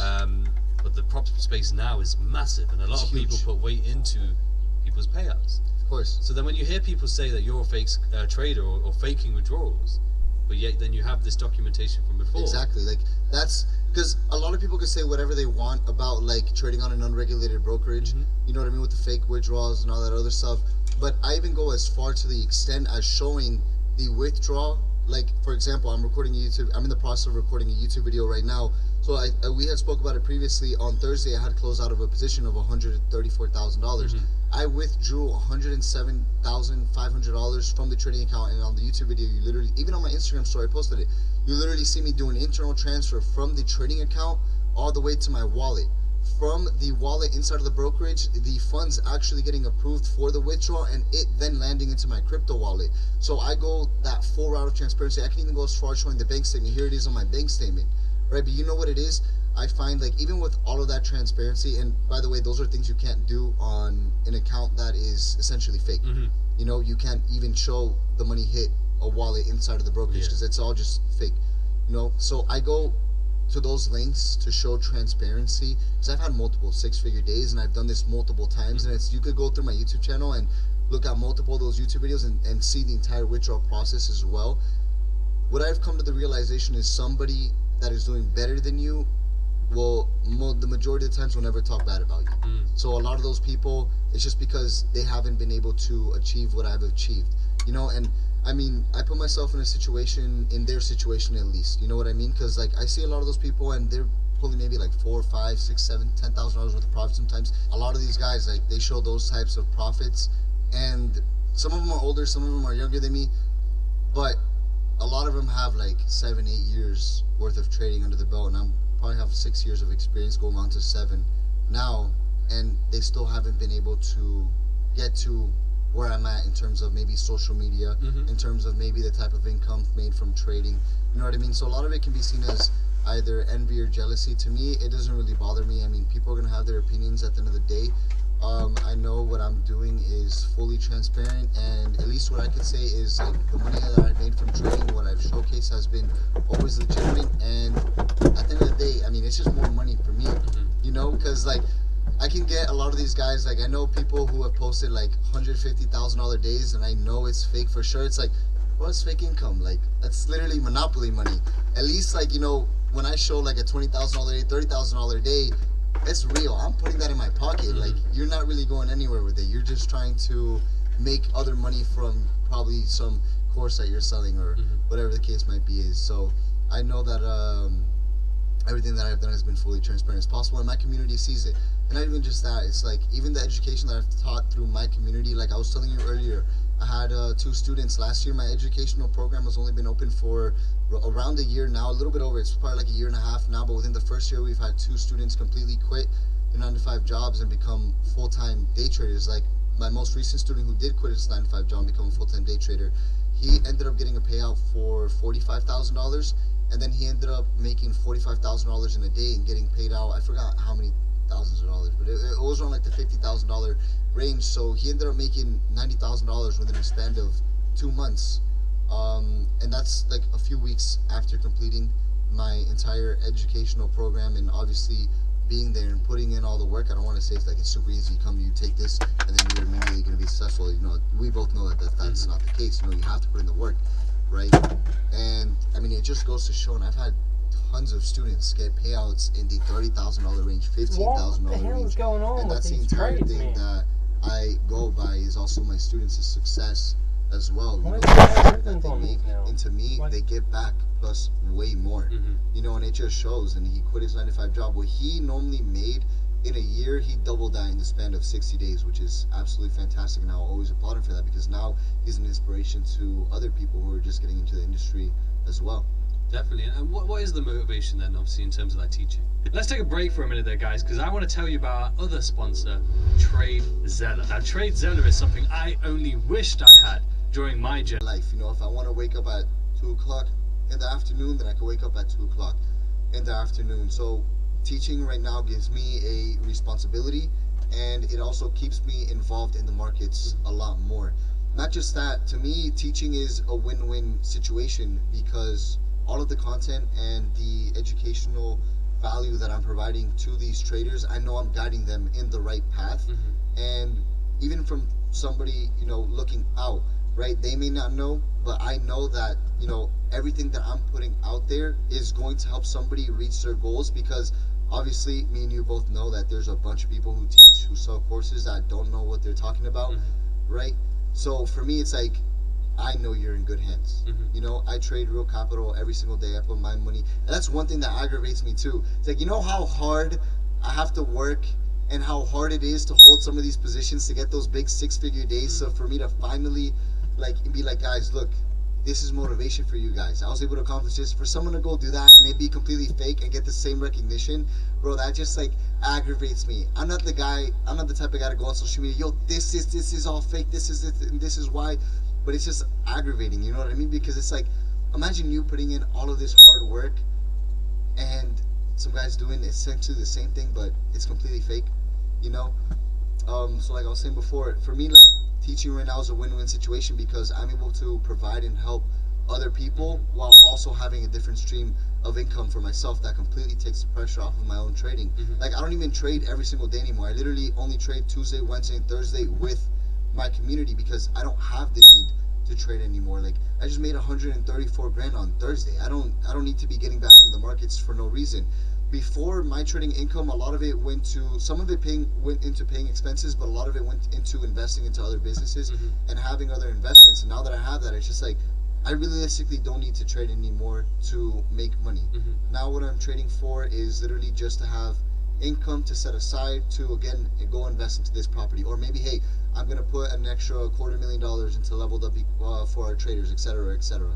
you know. So for me, education right now is just a win-win situation for both myself and for both my students, because I get to help them out and achieve their goals. Definitely. So, like, obviously, we have the different separations there. So, how much, let's say, last year did you make from trading? So I did have a 7-figure month in August last year when I was trading the S&P 500. I want to say, I don't want to give like an exact number, because like I could talk about income and all this and that a lot, but I did make roughly over probably 2.5, before tax, 2.5 is what I made. And the thing about trading futures, I don't trade futures, I trade indices. But the way I traded, the way we taxed my income was on a 60-40 split. So 60% of that income was actually taxed in long-term capital gains tax. The other was taxed, the 40% was taxed in short-term capital gains tax. That's how much I made basically trading last year. I didn't trade throughout the summer, and then my performance wasn't the best on quarter 2 either. I did really well in quarter 1 and quarter 4, and a little bit better on quarter 3. And then, how about income-wise from the education side? I also did 7 figures in education as well. Yeah, that's the one thing I like about the educational space, because a lot of people is like, okay, well, if you make so much money trading, like, why do you sell the course? Well, it's like, if I can make 2.5 trading and I can make another 2.5 with education, not just am I only helping people, but I'm able to also increase my income.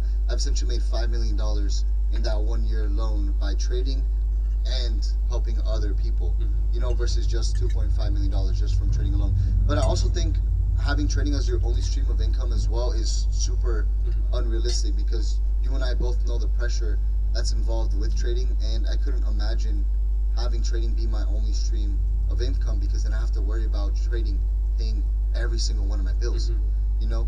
So having other streams of income really takes that pressure off of myself. And I think anybody who's aspiring to be a full-time day trader, you shouldn't quit your 9-to-5 job right away when you start seeing money.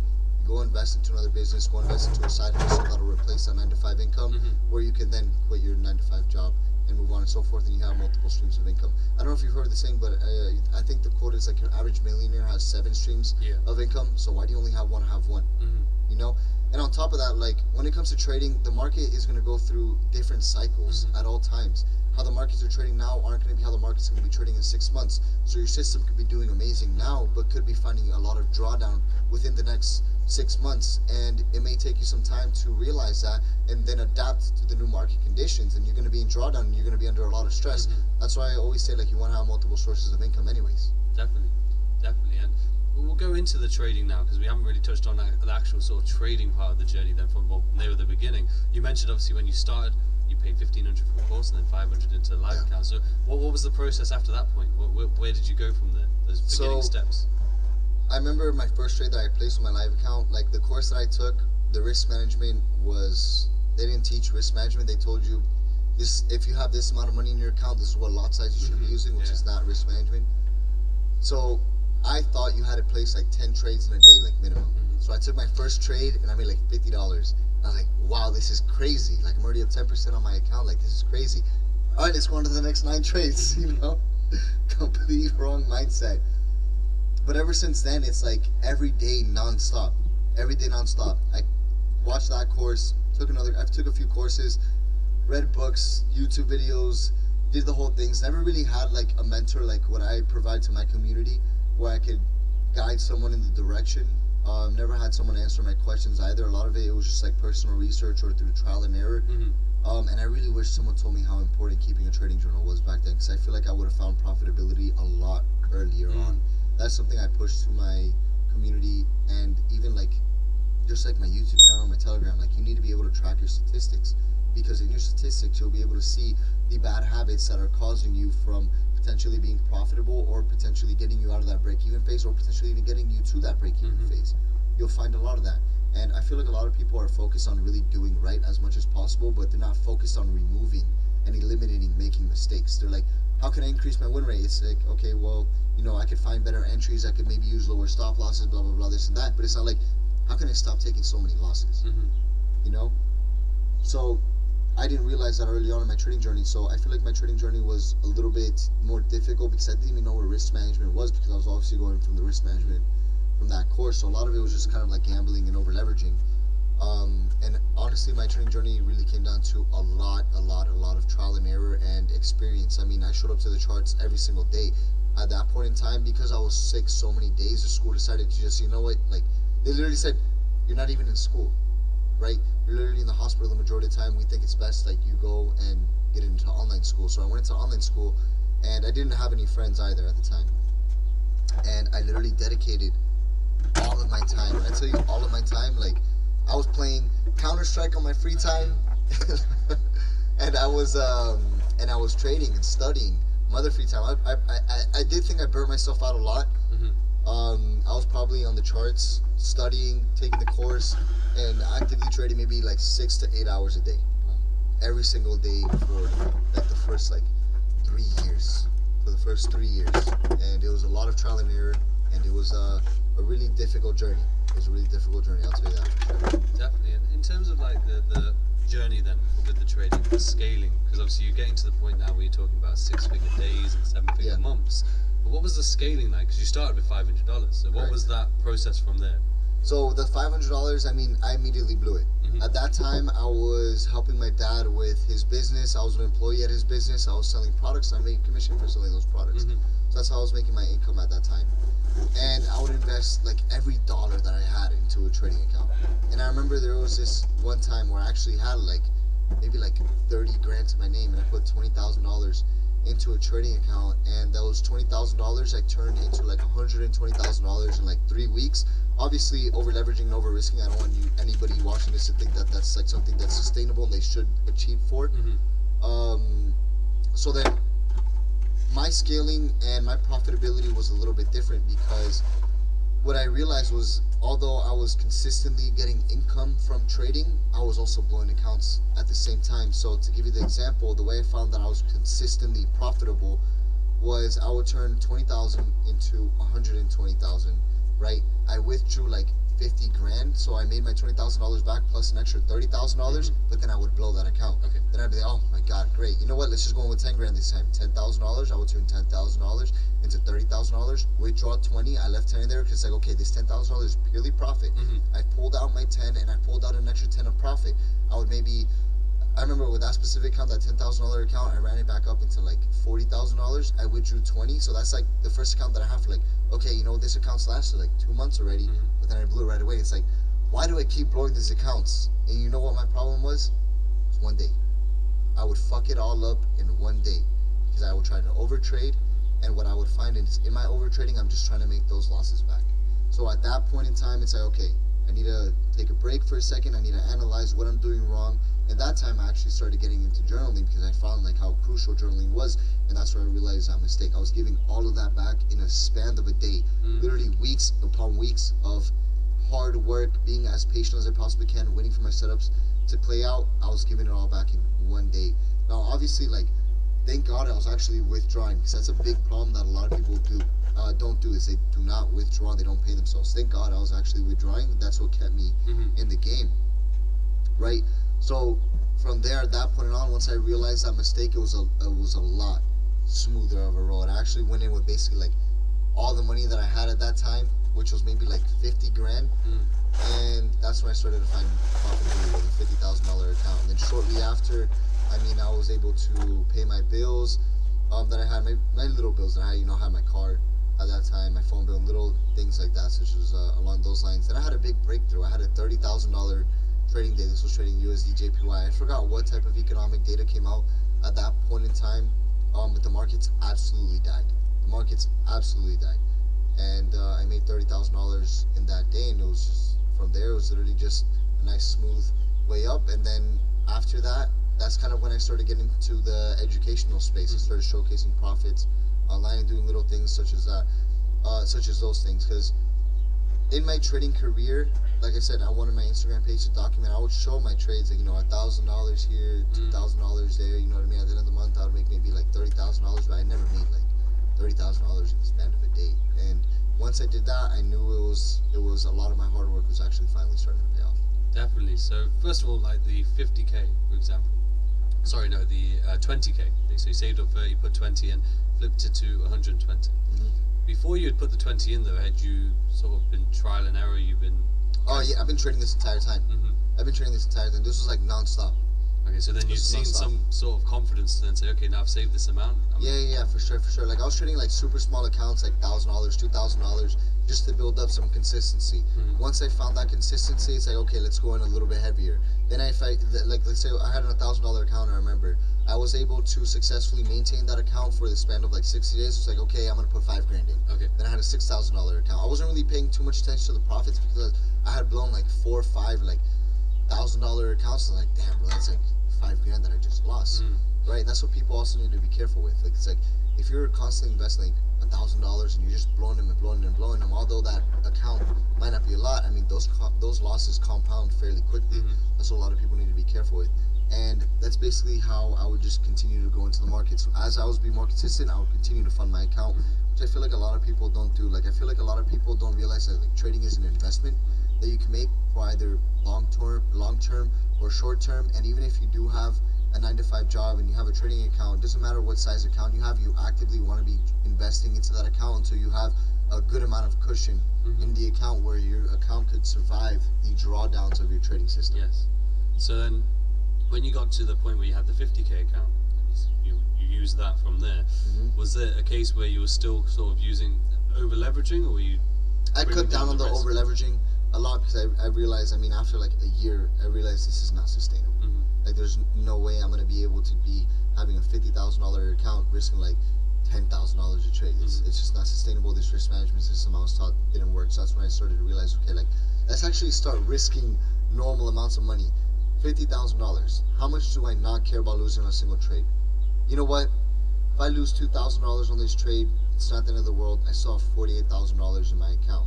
If I lose maybe 10 of those trades in a row, I know I'm in trouble. So what if I lose 5 trades in a row of those $2,000 and then I cut the risk even more?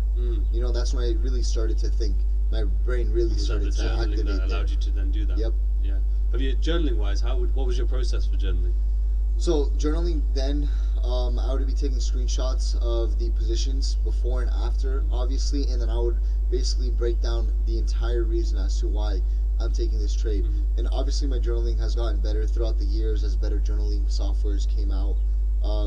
And I would really try and find at that time I didn't know, these terminologies, like really try and exploit the edge in the markets and really made sure that the trade had a high probability of winning in my direction. Like it's just so many different things that you pick up along the years, like understanding what risk to reward is, risk management, understanding probabilities, having an edge in the market. Does your system have an edge in the market? Different things along those lines. Definitely. And then where did the prop firm side come in, FTMO wise? Yeah, so like I said, like I've already been once I got into like the prop firm space, I had already been profitable. I was making a good amount of money from trading. I was probably pulling in maybe like 30,000, 40,000 on a really good month trading. On the low end, obviously it could have been a losing month or even a break-even month. So the reason why I even got into prop firms was to just establish my legitimacy as a trader. Obviously, because I was kind of coming up on the social media space, which I didn't realize it as being a social media space. I just saw it as, again, like somewhere where I could document and showcase my hard work, But I feel like maybe that could have just been like a little bit of a immature mindset of mine, because I didn't really think about turning it into a business thing, So again, I went to the FTMO space to verify my legitimacy, because if I'm showing these profits now and I go into a funded account where essentially you have a 5% maximum daily loss, a 10% maximum loss, if I can show people that I'm also getting paid out here, like there's no questioning it. The track record is there. So that's kind of when I got into the FTMO space, and I also thought it was a good way for individuals who maybe didn't have as much capital to their name but had the skill to be able to make more money. So again, it was another win-win situation for myself. Not only am I able to verify my legitimacy as a day trader, someone who actually makes money from day trading, but I'm also able to show people that, hey, like this is a thing. Like you guys can come on and take this challenge and make money potentially. Right? So that's kind of when the whole FTMO era started for me personally, and it went great. For my first challenge, I didn't really understand the rules too much. I ended up losing that first challenge, which was nothing crazy. It was a $600 loss for myself. But then my second challenge, I ended up making like $15,000, which covered the cost of my first challenge plus that challenge, because I got all that money back plus more. You know what I mean? But it's kind of unfortunate because FTMO had grown so much since then. I mean, now they offer $400,000, and at that time they only had 300K with a 70% profit split. So I feel like I could have definitely made a lot more if the rules that are there now were there then. Definitely. And yeah, was there a change in thought process compared to trading your personal, then going to the prop? Honestly, it felt like less pressure to me because it wasn't my money. Like, it's like, okay, even if I lose like this challenge 5 times in a row, let's call it 10 times in a row, and I lose $6,000. If I get a payout for $30,000, that just covered all of my costs plus profit. You know what I mean? So luckily, I never got to that point where I was losing thousands upon thousands of dollars in challenges like I know a lot of individuals struggle with, but that's just because they have the wrong mindset in the markets. Like, you can't just go and take a challenge not being profitable expecting to make a ton of money. This is what I was going to say, yeah. Like, that's absolutely ridiculous, right? Because you had the profitability first and then came to Of course, right? That's why I never lost thousands upon thousands of dollars on these challenges. Like, the way, if I would have, God forbid, I had to completely restart again. The very first thing that I would do, well, I mean, it's different because I already know how to trade, I make money trading, but say I didn't, right? I would fund my own trading account and literally just look for consistent profitability. Even if it's $1,000 account, I'm only looking to make 10% a month. If I could do that successfully for 90 days or even 60 days if I want to cut it short, then that's when I would go and invest into a challenge account and try and get a reasonable size that wouldn't mess with my trading psychology. Because you can't just expect to go from trading $1,000 to now trading $400,000. Super unrealistic also, right? There's a huge shift in P&L and there has to be a huge shift in mindset, right? So whatever the case might be is, let's just say I get a 200K account and I make 10%, call it the company gives you 90%, so you keep roughly $18,000. Right, if you keep those $18,000, I would invest probably 80% of those profits back into my own trading account and then pocket the rest and literally just continue to trade my own capital, continue to trade that funded capital, and refunnel the money that you make from that profit into your own personal account until you have a substantial amount of money where it's like, hey, you know what, I have $100,000 in this trading account, my monthly expenses are only literally 5% of whatever my trading account is. If I can make 10% a month, that is more than sustainable, because I can allow 5% to continue to compound while withdrawing 5% to cover my expenses, essentially. Like, I don't think a funded account should be the end-all be-all for a trader. I think it should be what gets them their capital that they need to start their own trading account. Definitely. No, I couldn't agree more. And in regards to then the coming off the props then, so that's the process you followed, right? Yeah. And in terms of your trading now, what sort of risk are you using per trade? What sort of sort of risk to reward model? These sort of things you're using? So right now, like, I've actually went from, because if you look at the FTMO track record that you're looking at, that was the last time I ever bought a challenge account. I had made $40,000 the month prior on FTMO, and then the month after is where I had gotten that $100,000 payout, right? And that was the last time I ever traded funded. So then I was trading a longer term time frame and I was trading gold. Now I'm trading shorter term time frames and I'm trading indices, right? So my risk to rewards are a little bit shorter, but my win rate is in the 70%. And right now what I'm really focused on is understanding when to put big money behind certain positions and when to take money off of the table. Literally, like, risk on, risk off, and really finding those high probability setups so I can go, okay, you know what, I'm going to put $30,000-$40,000 behind this trade. Hopefully, try and aim for a 2-to-1 risk to reward ratio. If I get more than that, fantastic. You know what I mean? Like, the 100K days I don't plan for anymore, which my problem that I had in August when I had a 7-figure month was that I was always, you know what, I made 100K today, I'm going to try and do the same thing again tomorrow. And I got lucky because I was able to do that successfully like 7 out of 8 times, and it played out in my favor. But after I realized, like, hey, I made $1 million last month, let's try and do it again this month, I lost $250,000 off the bat. And that was like, and I lost $250,000 in like 2 or 3 days. And that was like that's the most money I had ever lost trading. And I was like, okay, let's chill. Let's, let's just relax here, right? Let's lower the risk. Let's build the confidence back up. And then, we'll see what we do.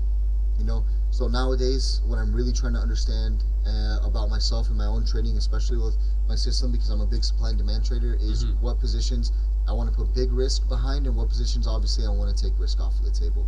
In terms of like a percentage based risk, I mean, there'll be some trades where I risk 1 to 2%. There'll be other trades where I'll put like 5, 6, 7% behind that specific position, you know? Are you able to do that due to the win rate, you know, and understanding the stats? Yeah, 100%.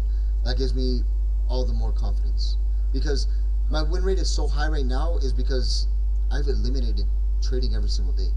I don't focus on trading every single day. I focus on trading when there's good opportunity that aligns with my trading system.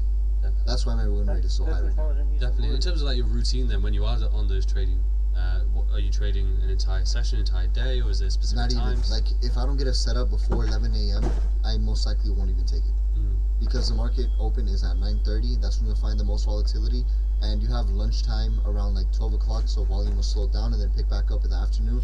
If I don't take a position in those first few hours, I'm walking away. You're just getting It's very not worth it. specific. Yes. Definitely. It is non-negotiable for me.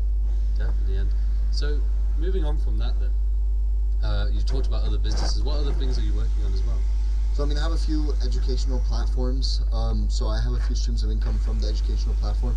I also have Leveled Up as well, and then I have a couple of little side jobs. Like I invested into a detailing company.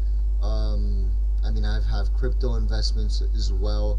But in terms of like other businesses, there's a few other businesses that I do want to get into at some point, such as real estate. I made a lot of money actually last year on real estate through my primary home. So I bought my first property, I forgot when. This was back probably like in 2021 during COVID, for $830,000, and I sold that same property for about $1 million. I 1031 exchanged it into a property worth $1.4 million. This is all documented on YouTube. This is all public record, obviously, as well, because again, like, there's a lot of traders online that say like, hey, I just bought this $2 million property, but I know people that live in that same community and that house is a rental for $6,000.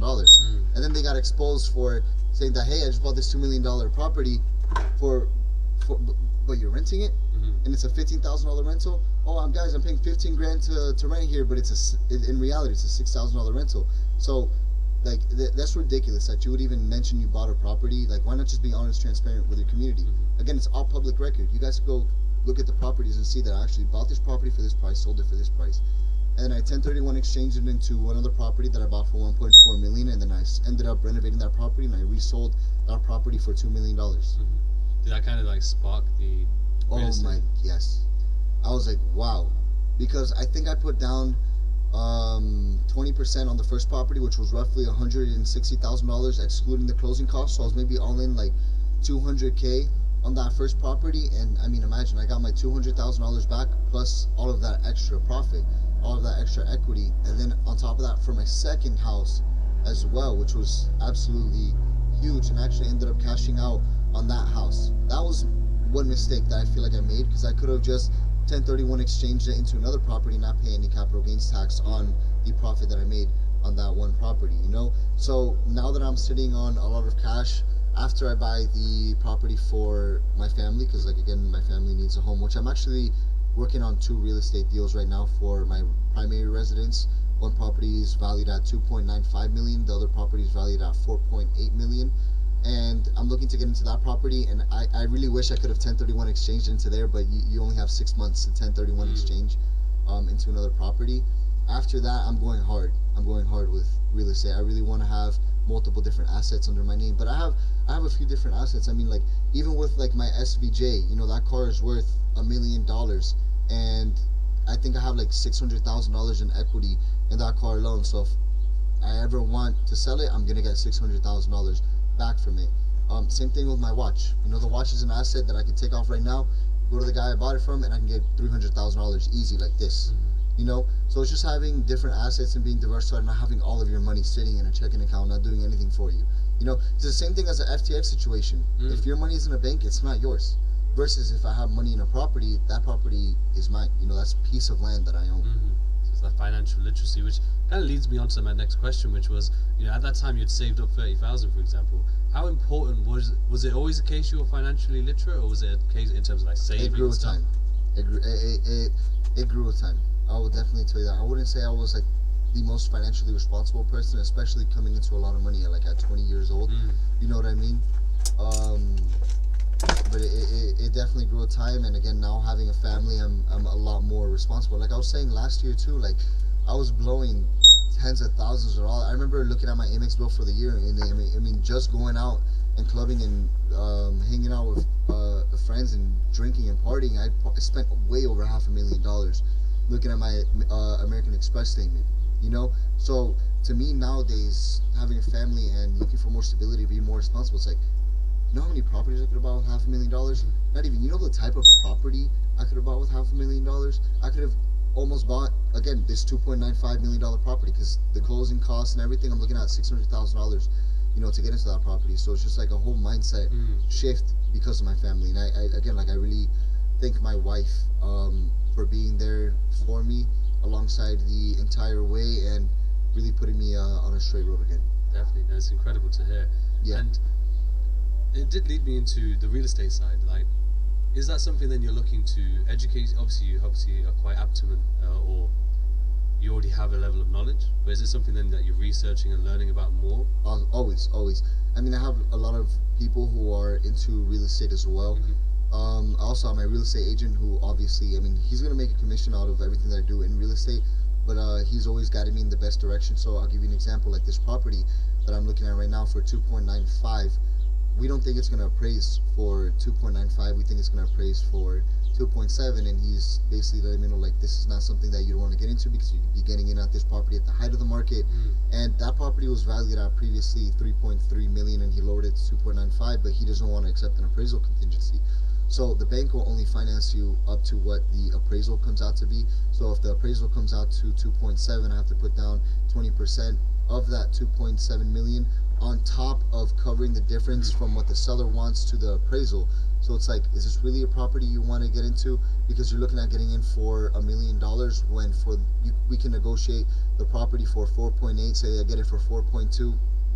It's gonna cost you roughly the same down payment. The only difference is your mortgage and principal, your principal and interest is gonna be a little bit higher. You know, so it's like just weigh out your pros and cons and see what you want. So I ended up selling that watch and taking a $25,000 loss, and I sold a lot of my watches and got a lot of my money back. And I sat on cash for a while, and then the watch prices finally dropped, and that's when I started to rebuy back in again, because I believe the retail for this watch was $290,000, and I bought it almost close to retail. And this is a limited piece, but it's not just the watch itself that is an investment, it's also the conversations that the watch starts. The amount of people that I've met at these high-end places, such as these expensive restaurants or different gatherings, it's like, oh, hey, nice watch. It's a great conversation starter. Hey, nice watch. What do you do for a living? You know, then we get into the whole we get into the whole conversation, and possible opportunity can come from that. I know Iman Ghazi said, you know, even if you have, what was it, $30,000 to your name, you should be able to spend $10,000 on a watch because of what it possibly could do for you. And you've experienced that already yourself. 100%. Is the same with the cars as well? Oh my, yeah, it's just different clubs. I mean, you don't see many SVJs to begin with, and the fact that I have very nice cars. I'm very blessed to be in the position that I'm in, but it's just like the conversation starters with the cars also. Just like why Andrew Tate bought a Bugatti, because he got into the Bugatti club not because he wanted a Bugatti. And it's very similar with the SVJ. Like, you're not going to see $1 million car rolling around the street on average, you know. So whenever I do go to a nice restaurant, there's other people there, right? It's a great conversation starter. You know, hey, you know, it's a beautiful car, absolutely love it. What do you do for a living? You know, and that's when the conversation starts. Like, oh, you know, I can have a few business partners. I'd like you to meet this and that, and you just build your network. And again, like, your network is your net worth. Definitely. And was it something you were aware of beforehand, like when you were coming up? Beforehand, no. Again, like beforehand, it was just like I love cars. I'm passionate about cars. Talking about the passion, I was going to ask you actually, what can you tell me about this? I'm not really into cars at all. I'm not into cars or watches or anything. I'm very naive to it all. So what is this that we have right next to us? So this was an exhaust from a Lamborghini STO that I had. I've had a few of those, and again, like, I ended up buying an STO. I've had 3 STOs entirely. I bought my last STO for $375,000, sold it for $100,000 product for $475,000. Wow. So again, like, if you have the right connections and the right relationships, you're only going to be able to get deals like that, because not many people can get deals, especially in today's market, at a car for sticker price. You know, and it's just like the new Lamborghini Revolto coming in. It's the replacement for the Aventador. It's a new hybrid model. It's going to be a V12 hybrid. So Lamborghini is no longer going to be making naturally aspirated cars anymore, and I now have a one of 800 naturally aspirated limited edition V12. So just like in anything, when there's a low supply and a high demand, the value is going to increase. You know, so again, like the SVJ to me is an investment, and when the Revolto gets here, there's going to be such a hype and such a demand for that car that it's going to sell way over sticker, just like the SF90. I bought my SF90 at a super low price, right, at like $680,000, but the previous owner paid $950,000 for that same exact car, the same one I have in my driveway, right? But imagine the guy before him, he bought it at sticker price, sold to the other guy for $950. He took the depreciation hit, and I bought it for almost 700 grand. So how do you then go about when it is got a higher demand and a higher asking price, and then you're getting offers, no doubt? How do you get enjoyment out of it, or do you think that it's a good time to sell? I did sell my last SVJ for it, and it was probably one of the best decisions I made, because the SVJ market, I bought my first SVJ, it was again a Roadster, which are the more limited ones, for $620,000, I believe, and I ended up selling it for 800 grand, and I basically rolled all of that equity over into my new SVJ because it was a more limited model. Like my SVJ has a factory matte blue paint, with a paint job, which is a $20,000 paint job, and there's only 2 in the United States, mine and some other guys, right? And it's a Roadster. So I saw this is a brand new car, 2021. Mine was a 2019 at the time, or 2020. This is a brand new car. It has 800 miles, and it's a limited paint. I'm gonna roll my current money over into this car because this car is gonna be more valuable in the long run than my current car, which I'm very glad that I did, because my old car is actually for sale. The previous owner sold it, and it's for sale right now for maybe $700,000. So I was able to cash out on my previous SVJ, rolled everything over to this SVJ, and now have positive equity plus the profit from the last SVJ versus just holding that asset. So I try not to get too attached to the cars, because when a good opportunity comes up, it may be best to get rid of it. But again, it came down to the analysis at the end of the day is what saved me. No, definitely. And it's very interesting actually, because as someone again who doesn't really have that knowledge, and I don't think a lot of people probably have the knowledge of getting to that level. So I was actually speaking to Q because he did a tweet about entry level supercars. We get a lot of backlash from people. But what we kind of summarized was the fact that, you know, most people just see Lamborghini, they just see Ferrari, they know the names. But then, as you said as well, like you weren't aware of these levels and these different levels that come with it, limited edition and so on. Of course. Until you're at that level. Of course. Right? So then people would assume that, why do you need all these cars and they depreciate in value, you're wasting money. Well, not at all. As you've just broken down, it's the opposite. Again, it's just people talking about something they have no idea about. You know what I mean? But you know, I kind of do agree with Q's statement, because just like to anything, there's an entry level. Just like with Richard Mille, there's an entry level. What's the entry level? An RM10. You get it for 100 grand versus getting a Richard Mille for $300,000. Same thing with supercars. You know, you want to be an entry level supercar guy, there's absolutely no problem with it. But again, it's just different conversation starters. If you have an SVJ parked right next to a Huracan Evo, which essentially is an entry level for Lamborghini, everyone's going to run over to the SVJ. Oh my god, SVJ, one of 800. Again, and you have the higher guys, people that have been on these cars, higher net worth individuals, they're going to appreciate the SVJ more, because somebody who not just buys the SVJ knows that they have the money to buy the SVJ, but they understand that this SVJ in specific is an asset compared to your Lamborghini Huracan Evo. You know what I mean? It's very interesting. This is why I love the podcast, because I learned so much, and I would be one of those ignorant people, especially not even a while ago, to be fair, probably a year ago. But thanks to the podcast, I've been able to be educated as well, and that's why I love it so much. And I wanted to go back to something. It's a bit going back to almost the beginning. You mentioned obviously going through the health complications during high school, right? And as you said, you spent a lot of time alone, and a lot of people, and there's a lot of young traders out there who watch the show as well, and you know, going through those difficult times in high school and when you're at a young age, you know, not being able to live the normal life, or be able to party, or be able to, you know, maybe even have friends, as you said. How did you handle that? You know, what was that experience like? To me, I mean, I had my little acquaintances. At that time, we would kind of hang out here and there, but I spent the majority of my time literally like locked inside. So my mom had a pantry at her house. She lives in the same house, and I turned that into like my little sanctuary, my little office, right? And it was like literally like I fit my entire office in the little couch over there. Basically, that it was the space was very small, right?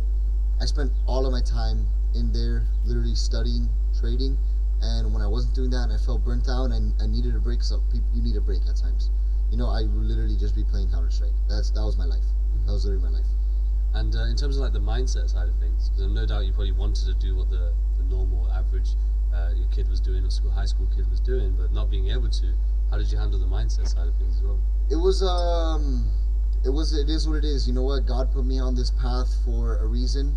You know what I mean? And I know for sure if I did join the military, I would not be where I'm at today. So I have to thank him thank him and thank myself for trusting in him, for putting me on this specific path. You know what I mean? I didn't really experience prom or go out and party all too much, but that's perfectly fine. Yeah. You know what I mean? Because a lot of those people probably wish they were in the position that I was today, or that I am in today.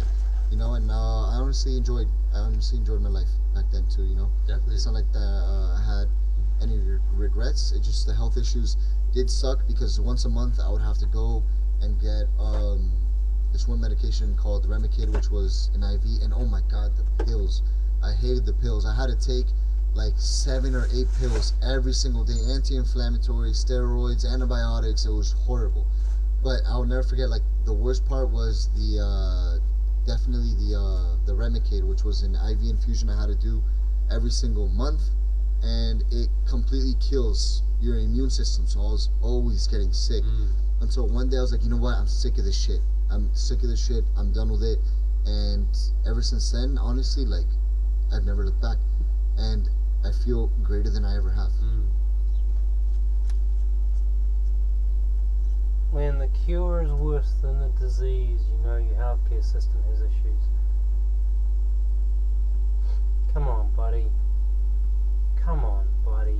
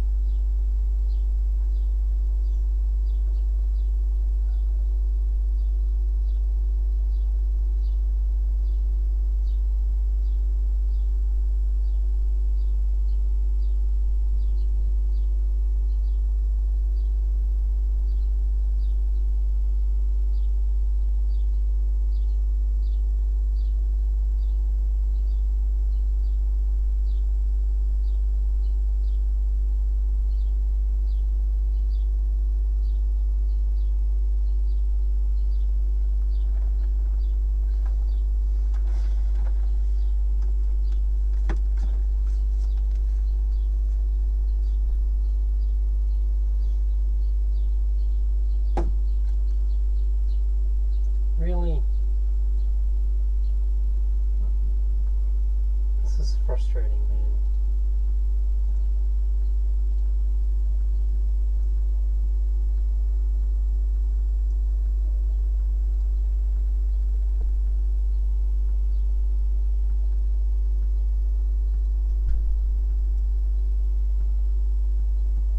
I didn't realize I'd moved that bit. Where is that bit? This bit, this bit, this bit, this bit. Let's move all that over here.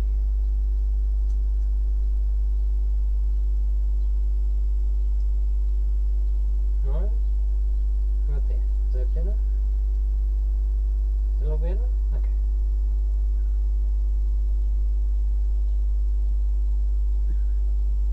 And I think one thing we can reflect on is that negative almost is kind of what allowed you to be so focused on the trading during that time. 100%.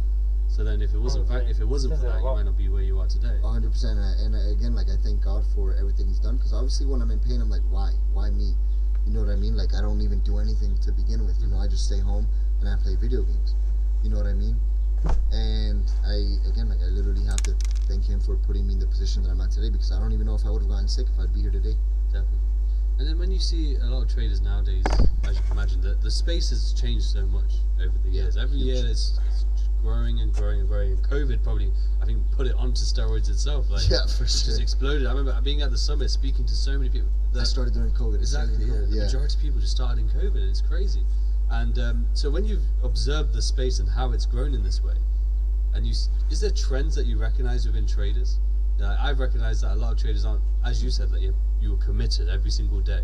Yeah. And I see the complete opposite nowadays. Oh yeah, I see it all the time. I see it all the time. I mean, there's different trends that you see within certain like groups of people, and you can kind of get a grasp if someone's really gonna get there or not. You know? What would be your advice to I'm those getting traders there. that are wanting I'm to get getting there, What boys. changes can they make? I'm not there yet. I mean, just get but I'm ready to getting enter one of the there. hardest industries. I'm getting there. We gonna make it. Oh, we gonna make it. Make it till you fake it. But we gonna make it. We gonna make it.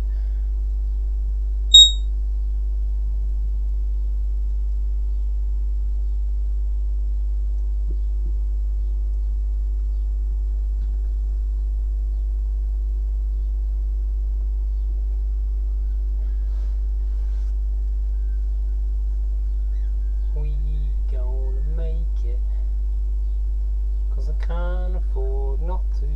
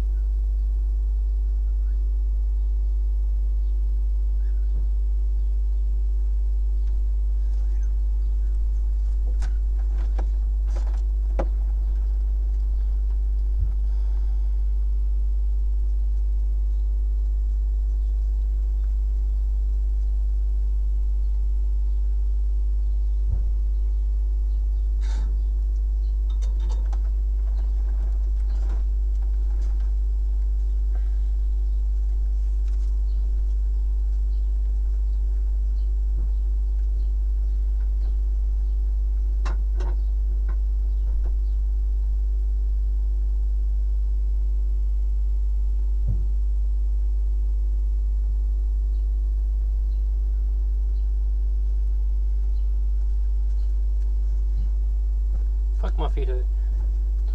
Where do I want this? Up there maybe? It will give me more room. I could do it. It'll work. Yeah, it'll work. In fact, it might have been up there once upon a time. Yeah.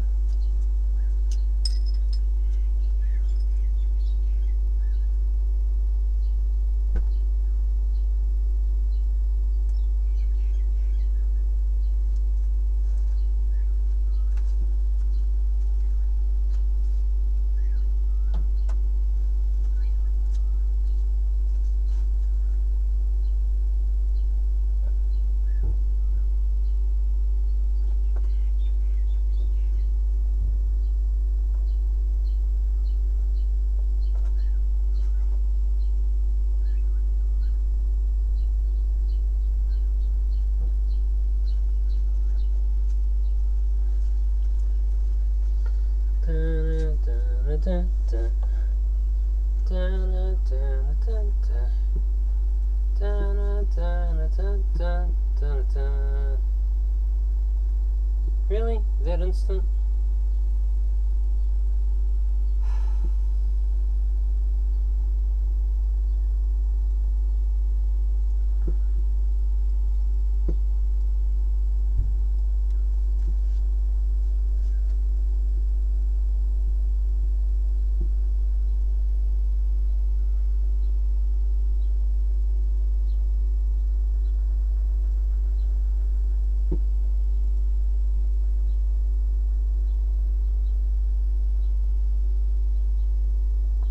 Last question.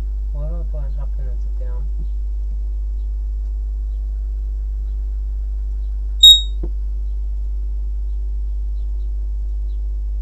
Fuck off!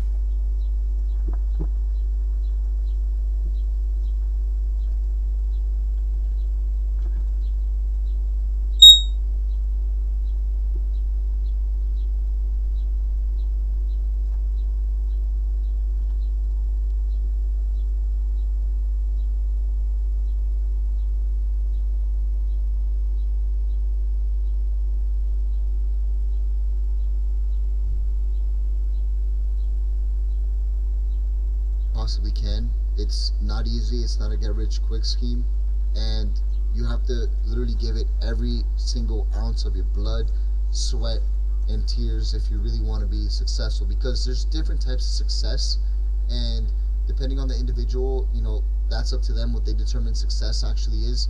But if you want to get to a level where you're literally making hundreds of thousands of dollars on a trade, you have to put every ounce of energy that you have into being successful in this niche.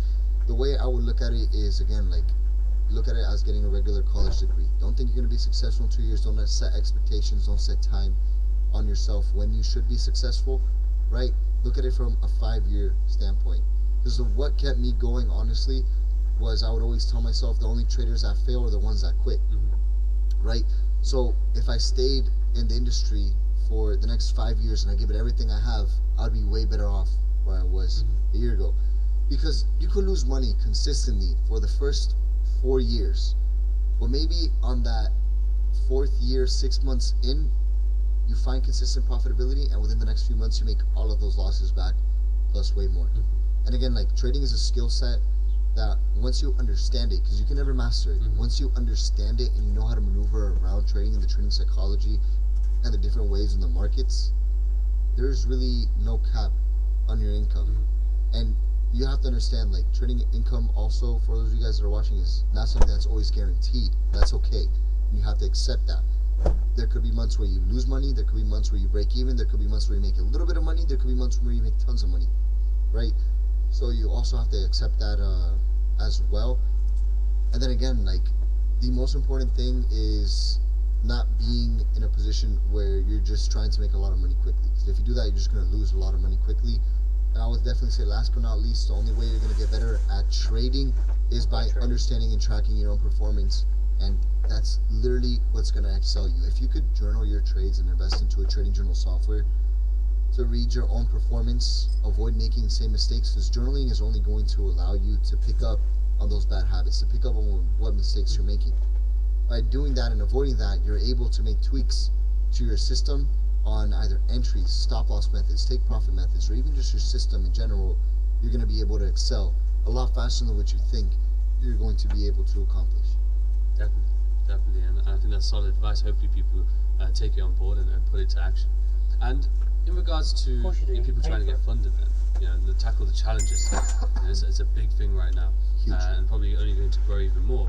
But a lot of people struggling, as you said, a lot of people unfortunately spending thousands upon thousands trying to do it. What would be your top 3 tips for them? First, you need to be in a position where you already know how to trade and you can already make money, or at least a pretty consistent return on your investment every single month. Because again, like, depending on the company that you're trading with, doesn't matter if it's with us at Leveled Up or at FTMO, you have a time period. Take your time. You know what I mean? After you're already making money, just take your time with passing the challenge, the verification. You know, I don't know how many companies offer no trading days. I know we offered no trading days, so that's pretty easy. But honestly, it really just comes down to already knowing how to trade. If you don't know how to trade, if you're not already good at trading, if you don't make money trading, don't even think about taking a funded challenge. But if you are, then again, just focus on the risk management and don't look at a funded account as like your end all be all, because it's not. Right? Look at your funded account as a way to actively invest into your own personal trading account. And yeah, there's a lot of people saying nowadays, there's a little tone in the market of like, oh, trading could go away, right? I don't know if you've seen anything like this or heard anything like this, but what are your thoughts on that? Trading has been around since probably the beginning of time. You know, people trade their time for money. People trade cows for chickens. You know, gold coins for property. You know, trading's been around since the beginning of time. Now, the type of trading that we do today, I don't think it's ever going to go away. If fiat currency does go away, then obviously everything's going to be digital currency, which people trade cryptos all the times. But you could still go actively trade companies, trade stocks, trade index funds, trade cryptos. You know, the most important thing that I've learned is, again, I started trading Forex. I don't trade Forex anymore, I trade indices. The knowledge that I have from trading Forex, I was able to transfer that into trading indices. I could just switch my environments while making different tweaks to essentially the assets that I'm trading, and I'm exactly the same, making probably, honestly, I'm making even more money now after I've made the switch. It's just little tweaks that you have to do, and that again only comes with understanding with the career that you're involved in. No, definitely, I couldn't agree more. I love that, because I think it just comes down to people being emotional. It's the same 100%. thing of fear and greed, and that's the fear side. 100%.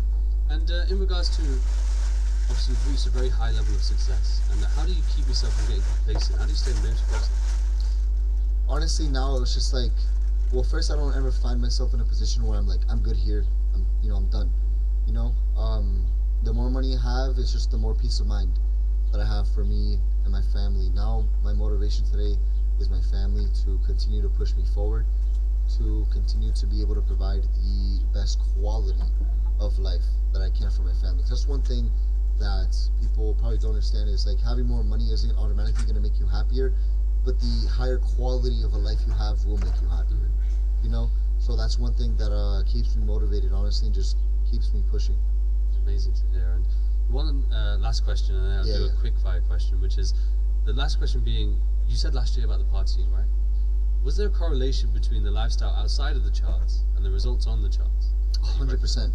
100%. I know I could have made so much more money last year, because last year was a great year for me. I did a little over 2.5 trading, but almost 50% of that was in a month after I stopped partying, because I found out my wife was pregnant that same month.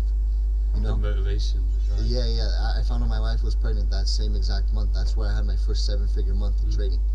But I mean, I'm telling you, I was out partying every single week, probably 4 times a week at times, just getting drunk. It killed my motivation to get on the charts. And honestly, that's when a lot of the times I was either just break even, or I made a little bit of money, or luckily I didn't incur like huge losses. But now that I'm more set in stone, like this year alone, I'm already at 2.5 million. Probably a little bit less than 2.5 million, but we're halfway through the year, and I'm already at what I entirely made last year, and that's just from trading income and on the spread of different portfolios, you know, which is a blessing that I've been able to be put into this position. But again, I have to thank a lot of it to my wife and my family. It's incredible. And just a little sort of side question off that. Even though you're consistent, do you ever have times where you make a human error, like just a little mistake? Of course. I mean, just like we discussed previously, after I had my $1 million month, I lost $250,000 off the bat because I was too overconfident and I was sizing up too quickly. I think the biggest mistake that I made this year, I mean, I've made other mistakes that I've made money, but I've understood them as mistakes. Like, I had this $186,000 day trading the NASDAQ recently, like two weeks ago, I believe. I traded outside of session looking for a swing when I never trade outside of session. But I saw the opportunity there, and I was just lucky that the probabilities played out in my favor. If not, I would have lost 20 grand, but I was okay with losing those $20,000. I accepted that $20,000 loss before it even happened, you know, which makes trading just so much easier. That's, again, a human error where it paid off in my favor, but there's other times that it hadn't paid off in my favor. Like, I remember, again, like, I normally never trade past 12. I took a trade past 12 o'clock. It was like at 12:30. It was after, what economic data was it? I forgot what it was. I think it was PPI, or a Fed speaker. It was one of the two. I traded after that, and I ended up losing like $30,000 on that position within like 3 or 4 trades, which is ridiculous because I should have never lost that money to begin with, because I shouldn't have even been trading at 12:30. Fuck was I doing trading at 12:30? I always cut it off at 11. You know. So again, sometimes it works out, sometimes it doesn't. Human error, it's gonna happen. I'm human at the end of the day, you know. That's it. No, I love that. And so we do like quick fire questions at the end, but I'll just give you the one that is reoccurring because I already asked quite a bunch of them already. Yeah. Which is just, if you could meet anyone in the past or in the present, you know, famous or not, you know, just spend time with and learn from, who would it be and why? Man, if I could meet anybody, listen, I'm a religious guy. If I could meet anybody, I would meet Jesus Christ. 100%. Definitely. I think we know why as well already. Yeah, of course. Everyone would know why. I'm gonna ask you one more actually, just because we did the interviews on the boat. I didn't get to catch you, but there's one question we were asking, which is, if there was a charity boxing fight in the trading space, and you could pick one influencer to fight, who would it be? Oh man, one influencer to fight. There's already a couple at the top of my head. To be honest with you, I don't want to call anybody out.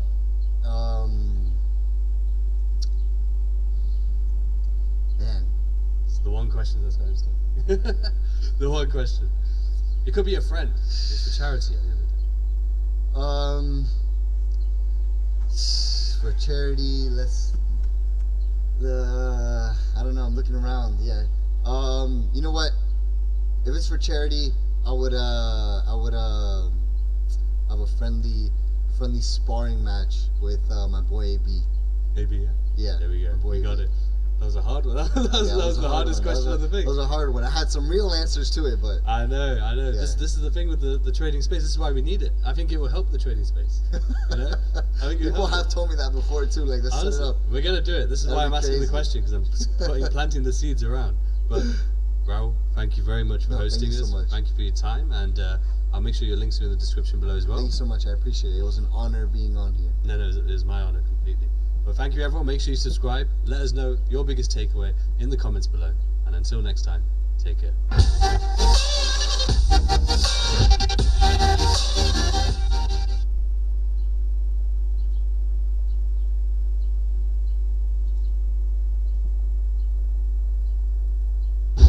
Are you uncomfortable talking about this? Yeah, I mean, it's pretty wild, right? Mustafa Suleyman. The billionaire founder of Google's AI technology. He's played a key role in the development of AI from its first critical steps. In 2020, I moved to work on Google's chatbot. It was the ultimate technology. We can use them to turbocharge our knowledge unlike anything else. Why didn't they release it? We were nervous. Every organization is going to race to get their hands on intelligence, and that's going to be incredibly disruptive. This technology can be used to identify cancerous tumors as it can to identify a target on the battlefield. A tiny group of people who wish to cause harm are going to have access to tools that can instantly destabilize our world. That's the challenge, how to stop something that can cause harm or potentially kill. That's where we need containment. Do you think that it is containable? It has to be possible. Why? It must be possible. Why must it be? Because otherwise it contains us. Yet you chose to build a company in this space. Why did you do that? Because I want to design an AI that's on your side. I honestly think that if we succeed, everything is a lot cheaper. It's going to power new forms of transportation, reduce the cost of healthcare. But what if we fail? The really painful answer to that question is that, Do you ever get sad about it?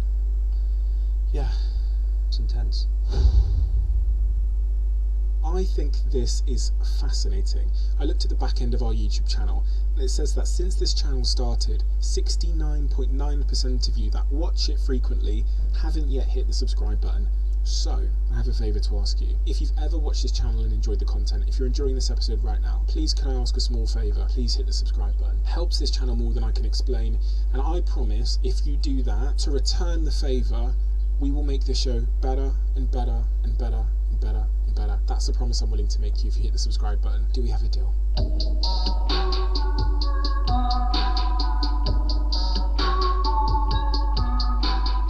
Everything that's going on with artificial intelligence now, and and this new wave and all these terms like AGI, and I saw another term in your book called ACI. It's the first time I'd heard that term. How do you feel about it emotionally? If you had to encapsulate how you feel emotionally about what's going on in this moment, what words would you use? I would say in the past it would have been petrified.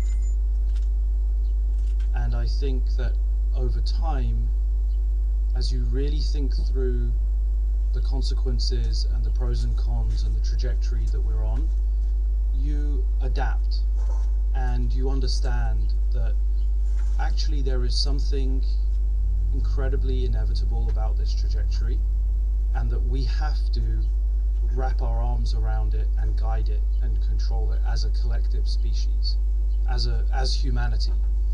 And I think the more you realize how much influence we collectively can have over this outcome, the more empowering it is. Because on the face of it, this is really going to be the tool that helps us tackle all the challenges that we're facing as a species, right?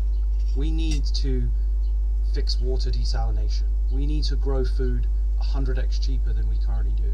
We need renewable energy to be, ubiquitous and everywhere in our lives. We need to adapt to climate change.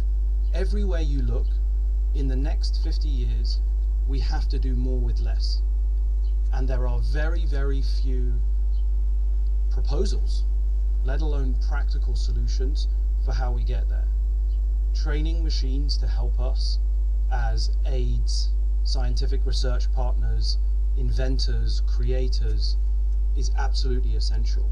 And so the upside is phenomenal. It's enormous. But AI isn't just a thing. It's not an inevitable whole. Its form isn't inevitable, right? Its form, the exact way that it manifests and appears in our everyday lives and the way that it's governed and who it's owned by and how it's trained, that is a question that is up to us collectively as a species to figure out over the next decade. Because if we don't embrace that challenge, then it happens to us. And that's really what I have been wrestling with for 15 years of my career, is how to intervene in a way that this really does benefit everybody, and those benefits far, far outweigh the potential risks. At what stage were you petrified? So I founded DeepMind in 2010, and over the course of the first few years, our progress was fairly modest. But quite quickly in sort of 2013, as the deep learning revolution began to take off, I could see glimmers of very early versions of AIs learning to do really clever things. So for example, one of our big initial achievements was to teach an AI to play the Atari games. So remember Space Invaders and Pong, where you bat a ball from left to right. And we trained this initial AI to purely look at the raw pixels, screen by screen, flickering or moving in front of the AI, and then control the actions, up, down, left, right, shoot or not. And it got so good at learning to play this simple game simply through attaching a value between the reward, like it was getting score, and taking an action, that it learned some really clever strategies to play the game really well, that us games players and humans hadn't really even noticed, or at least people in the office hadn't noticed it. Some professionals did. And that was amazing to me, because I was like, wow, this simple system that learns through a set of stimuli plus a reward to take some actions can actually discover mini strategies, clever tricks to play the game well, that us humans hadn't occurred to us, right?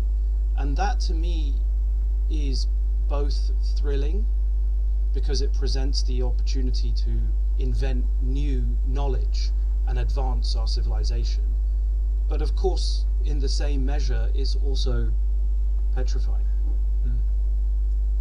Was there a particular moment when you were at DeepMind where you had that?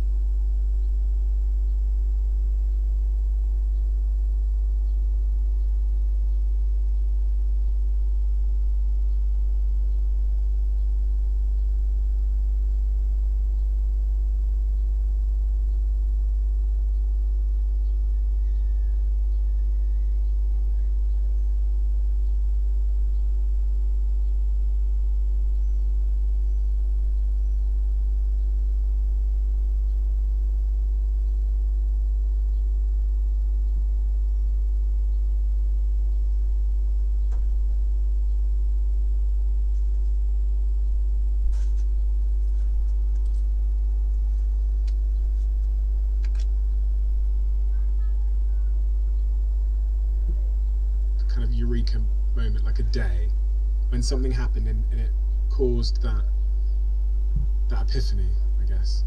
Was it? Yeah, it was actually a moment even before 2013 where I remember standing in the office and watching a very early prototype of one of these image generation models that was trained to generate new handwritten black and white digits. So imagine 0 to 1, 2, 3, 4, 5, 6, 7, 8, 9, all in a different style of handwriting on a tiny grid of like 300 pixels by 300 pixels in black and white. And we were trying to train the AI to generate a new version of one of those digits, a number 7 in a new handwriting. Sounds so simplistic today given the incredible photorealistic images that are being generated, right? And I just remember so clearly it took sort of 10 or 15 seconds and it just resolved. The number appeared. It went from complete black to like slowly grey, and then suddenly these were like white pixels appeared out of the black darkness, and it revealed a number 7. And that sounds so simplistic in hindsight, but it was amazing. I was like, wow, the model kind of understands the representation of a 7 well enough to generate a new example of a number 7, an image of a number 7.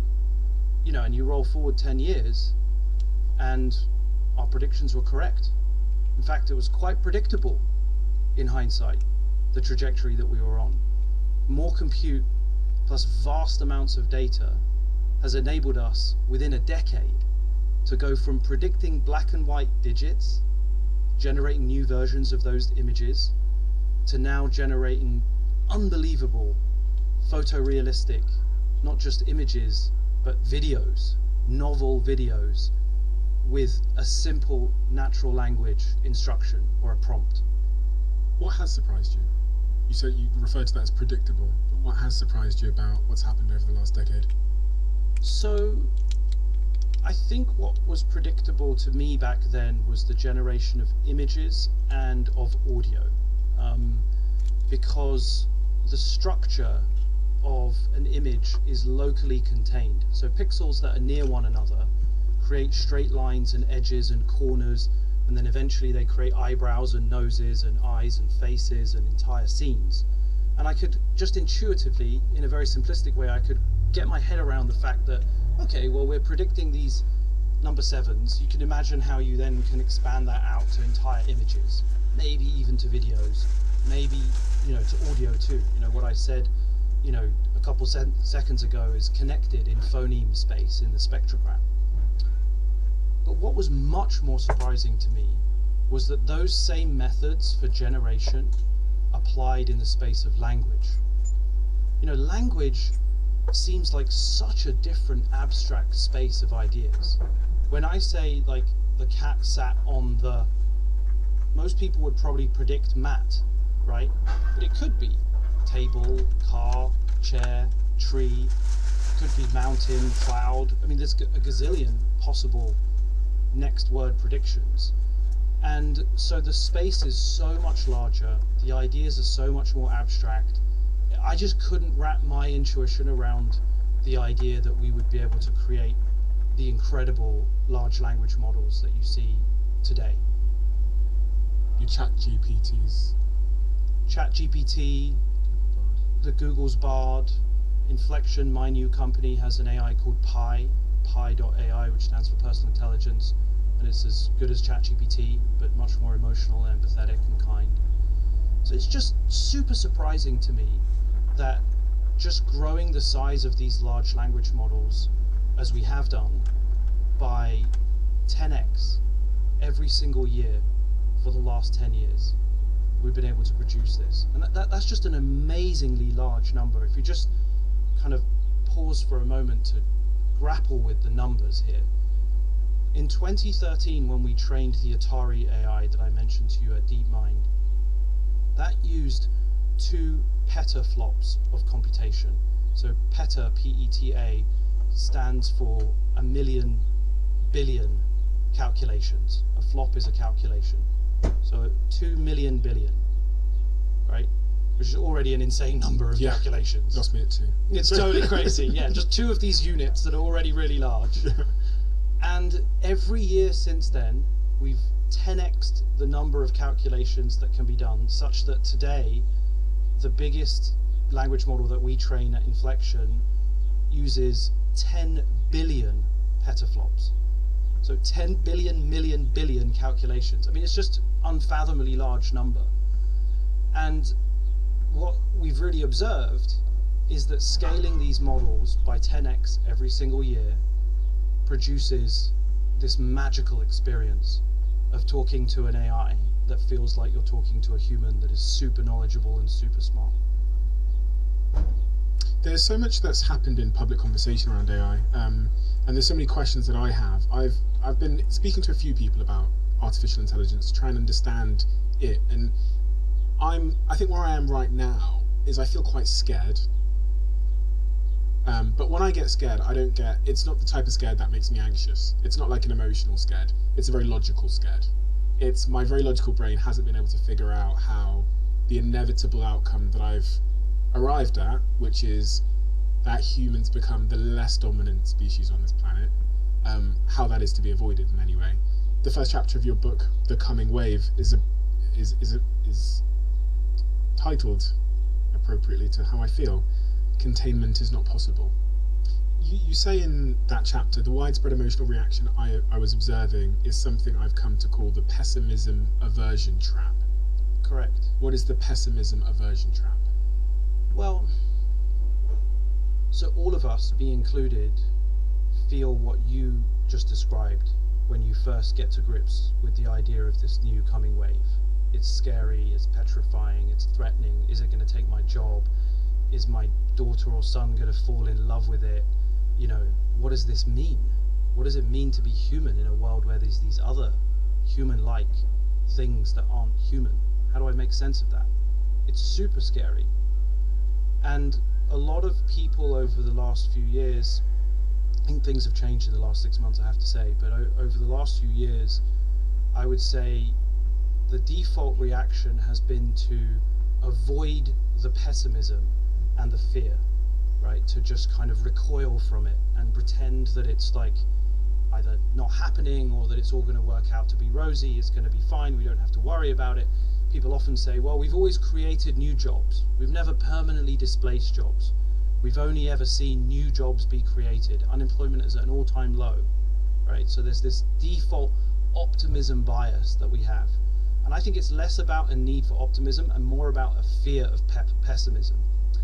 And so that trap, particularly in elite circles, means that often we aren't having the tough conversations that we need to have in order to respond to the coming wave. Are you scared in part about having those tough conversations because of how it might be received? Not so much anymore. So I've spent most of my career trying to put those tough questions on the policy table, right? I've been raising these questions, the ethics of AI, safety and questions of containment, for as long as I can remember with governments and civil societies and all the rest of it. And so I've become used to talking about that, and you know, I think it's essential that we have the honest conversation, because we can't let it happen to us. We have to openly talk about it. I mean, this is a big question, but as you sit here now, do you think that it is containable? Because I can't see how. I can't see how it can be contained. Chapter 3 is the containment problem, where you give the example of how technologies are often invented for good reasons and for certain use cases, like the hammer, you know, which is used, you know, maybe to build something, but it also can be used to kill people. And you say in history we haven't been able to ban a technology ever, really. It has always found a way into society, because of other societies have an incentive to have it even if we don't, and then we need it, like the nuclear bomb, because if they have it then we don't, then we're at a disadvantage. So are you optimistic, honestly? I don't think an optimism or a pessimism frame is the right one, because both are equally biased in ways that I think distract us. As I say in the book, on the face of it, it does look like containment isn't possible. We haven't contained or permanently banned a technology of this type in the past. There are some that we have done. Right? So we banned CFCs, for example, because they were producing a hole in the ozone layer.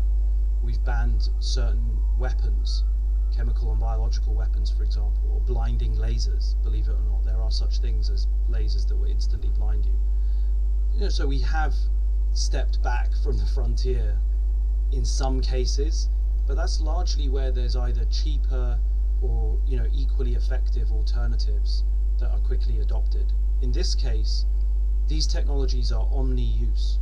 So the same core technology can be used to identify, you know, cancerous tumors in chest x-rays as it can to identify a target on the battlefield for an aerial strike.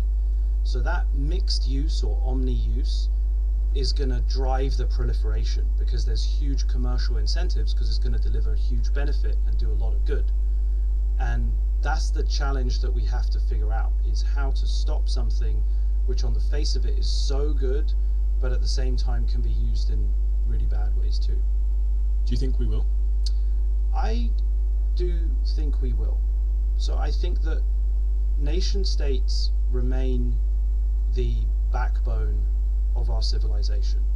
We have chosen to concentrate power in a single authority, the nation state, and we pay our taxes, and we've given the nation state a monopoly over the use of violence. And now the nation state is going to have to update itself quickly to be able to contain this technology, because without that kind of essentially oversight, both of those of us who are making it, but also crucially of the open source, then it will proliferate and it will spread. But regulation is still a real tool, and we can use it, and we must. What does the world look like in, let's say, 30 years if that doesn't happen, in your view? Because the average person can't really grapple their head around artificial intelligence. When they think of it, they think of like these large language models that you can chat to and ask it about your homework. That's like the average person's understanding of artificial intelligence, because that's all they've ever been exposed to of it. You have a different view because of the work you've spent the last decade doing. So to try and give Dave, who's, I don't know, an Uber driver in Birmingham, an idea, who's listening to this right now, what artificial intelligence is and its potential capabilities if, you know, there's no containment, what does the world look like in 30 years? So I think it's going to feel largely like another human. So think about the things that you can do, not again in the physical world, but in the digital world. 2050 I'm thinking of. I'm in 2050. 2050 we will have robots. 2050 we will definitely have robots. I mean, more than that, 2050 we will have new biological beings as well. Because the same trajectory that we've been on with hardware and software is also going to apply to the platform of biology. Are you uncomfortable talking about this? Yeah, I mean, it's pretty wild, right?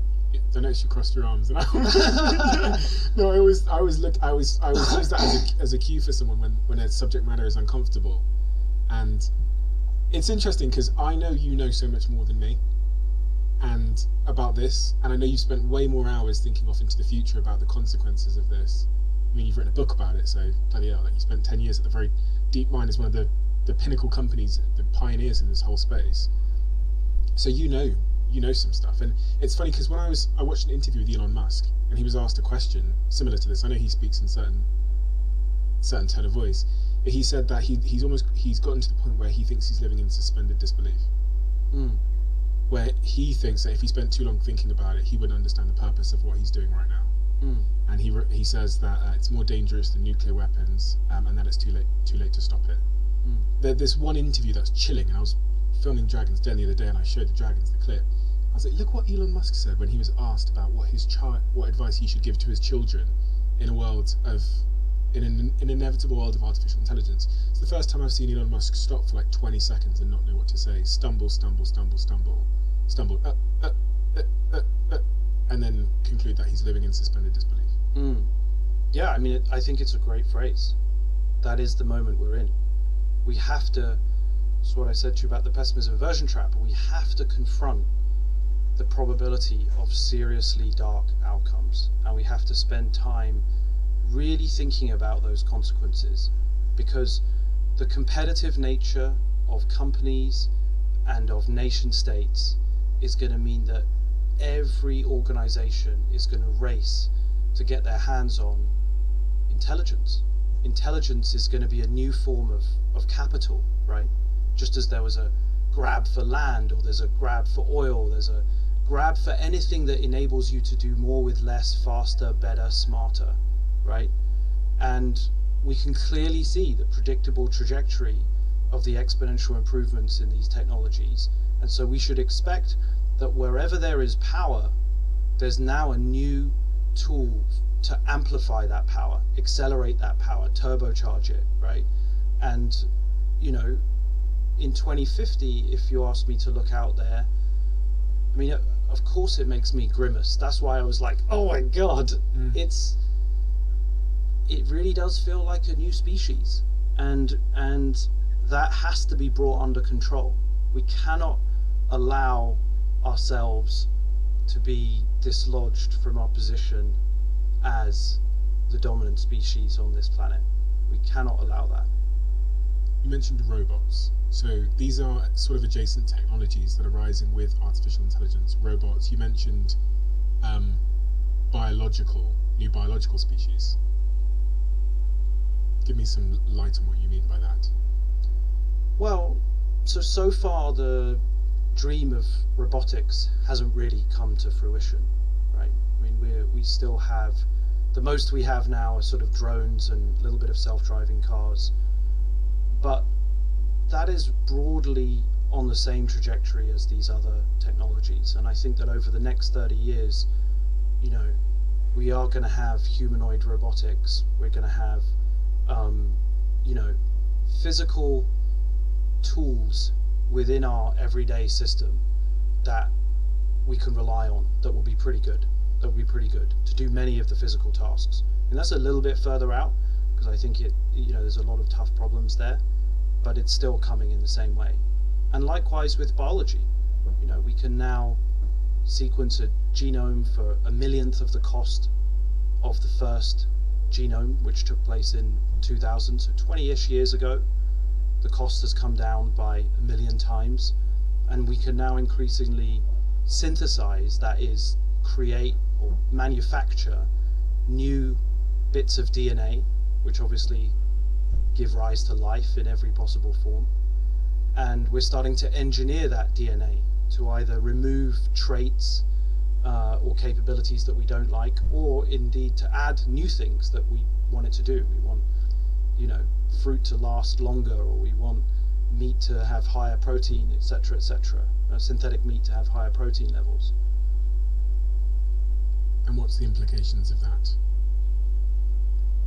Well, potential implications. I think that the darkest scenario there is that people will experiment with pathogens, engineered, you know, synthetic pathogens that might end up accidentally or intentionally being more transmissible, i.e. they can spread faster, or more lethal, i.e. you know, they cause more harm or potentially kill. Like a pandemic. And that's where we need containment, right? We have to limit access to the tools and the know-how to carry out that kind of experimentation. So one framework of thinking about this with respect to making containment possible is that we really are experimenting with dangerous materials, and anthrax is not something that can be bought over the internet, that can be freely experimented with. And likewise, the very best of these tools in a few years' time are going to be capable of creating, new synthetic pandemic pathogens. And so we have to restrict access to those things. That means restricting access to the compute. It means restricting access to the software that runs the models, to the cloud environments that provide APIs, provide you access to experiment with those things. And of course, on the biology side, it means restricting access to some of the substances. And people aren't going to like this. People are not going to like that claim, because it means that those who want to do good with those tools, those who want to create a startup, the small guy, the little developer that struggles to comply with all the regulations, they're going to be pissed off, understandably, right? But that is the age we're in. Deal with it. Like, we have to confront that reality. That means that we have to approach this with the precautionary principle, right? Never before in the invention of a technology or in the creation of a regulation have we proactively said we need to go slowly. We need to make sure that this first does no harm, the precautionary principle. And that is just an unprecedented moment. No other technology's done that, right? Because I think we collectively in the industry, those of us who are closest to the work, can see a place in 5 years or 10 years where it could get out of control, and we have to get on top of it now. And it's better to forego, like that is give up some of those potential upsides or benefits until we can be more sure that it can be contained, that it can be controlled, that it always serves our collective interests. And I think about that. So I think about what you've just said there about being able to create these pathogens, these diseases, viruses, etc., that could become weapons or whatever else. But with artificial intelligence, the power of that intelligence, with these pathogens, you could theoretically ask one of these systems to create a virus, a very deadly virus. You could ask the artificial intelligence to create a very deadly virus that has certain properties, maybe even that mutates over time in a certain way, so it only kills a certain amount of people, kind of like a nuclear bomb of viruses that you could just pop, hit an enemy with. Now, if I hear that and I go, okay, that's powerful, I would like one of those. There might be an adversary out there that goes, I would like one of those just in case America get out of hand. And America's thinking, I want one of those in case Russia gets out of hand. And so, okay, you might take a precautionary approach in the United States, but that's only going to put you on the back foot when China or Russia or one of your adversaries accelerates forward in that path. And this was the same with the nuclear bomb. And you nailed it. I mean, that is the race condition. We refer to that as the race condition.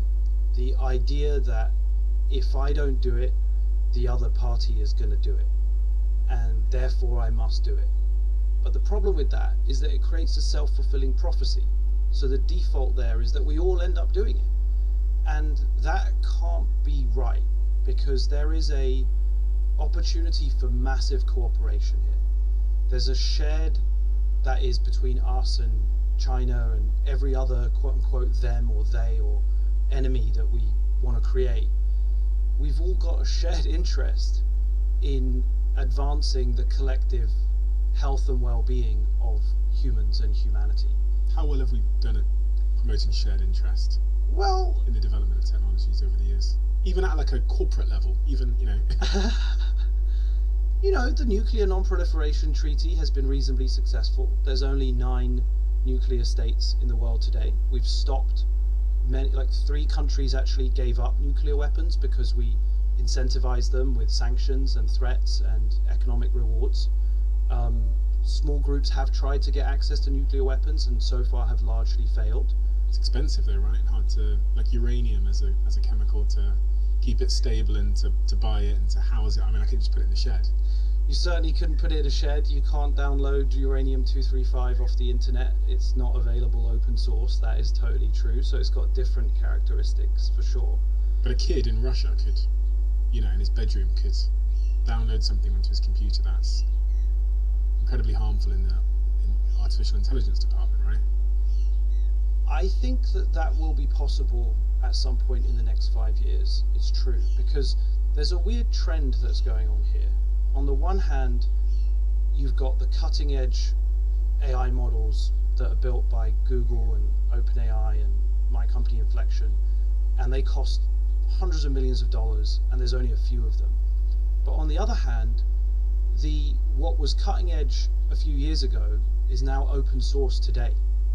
So GPT-3, which came out in the summer of 2020, is now reproduced as an open source model. So the code and the weights of the model, the design of the model, and the actual implementation code is completely freely available on the web, and it's tiny. It's like 60 times or 60, 70 times smaller than the original model, which means that it's cheaper to use and cheaper to run. And that's, as you know, we've said earlier, like that's the natural trajectory of technologies that become useful. They get more efficient, they get cheaper, and they spread further. And so that's the containment challenge. That's really the essence of what I'm sort of trying to raise in my book, is to frame the challenge of the next 30 to 50 years as around containment and around confronting proliferation. Do you believe, because we're both going to be alive unless there's some robot kills us, but we're both going to be alive in 30 years' time? I hope so. Maybe the podcast will still be going unless AI is now taking my job. It's very possible. So I'm going to sit you here, and when you'll be what, 60, 68 years old? I'll be 60. And I'll say, at that point when we have that conversation, do you think we would have been successful in containment on a global level? I think we have to be. I can't even think that we're not. Why?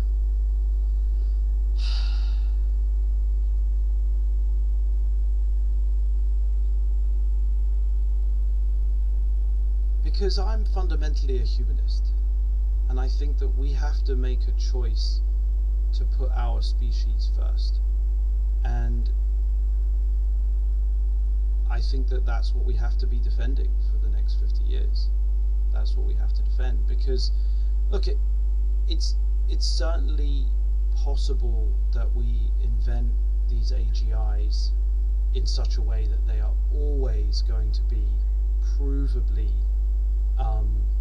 subservient to humans and take instructions, from their human controller every single time.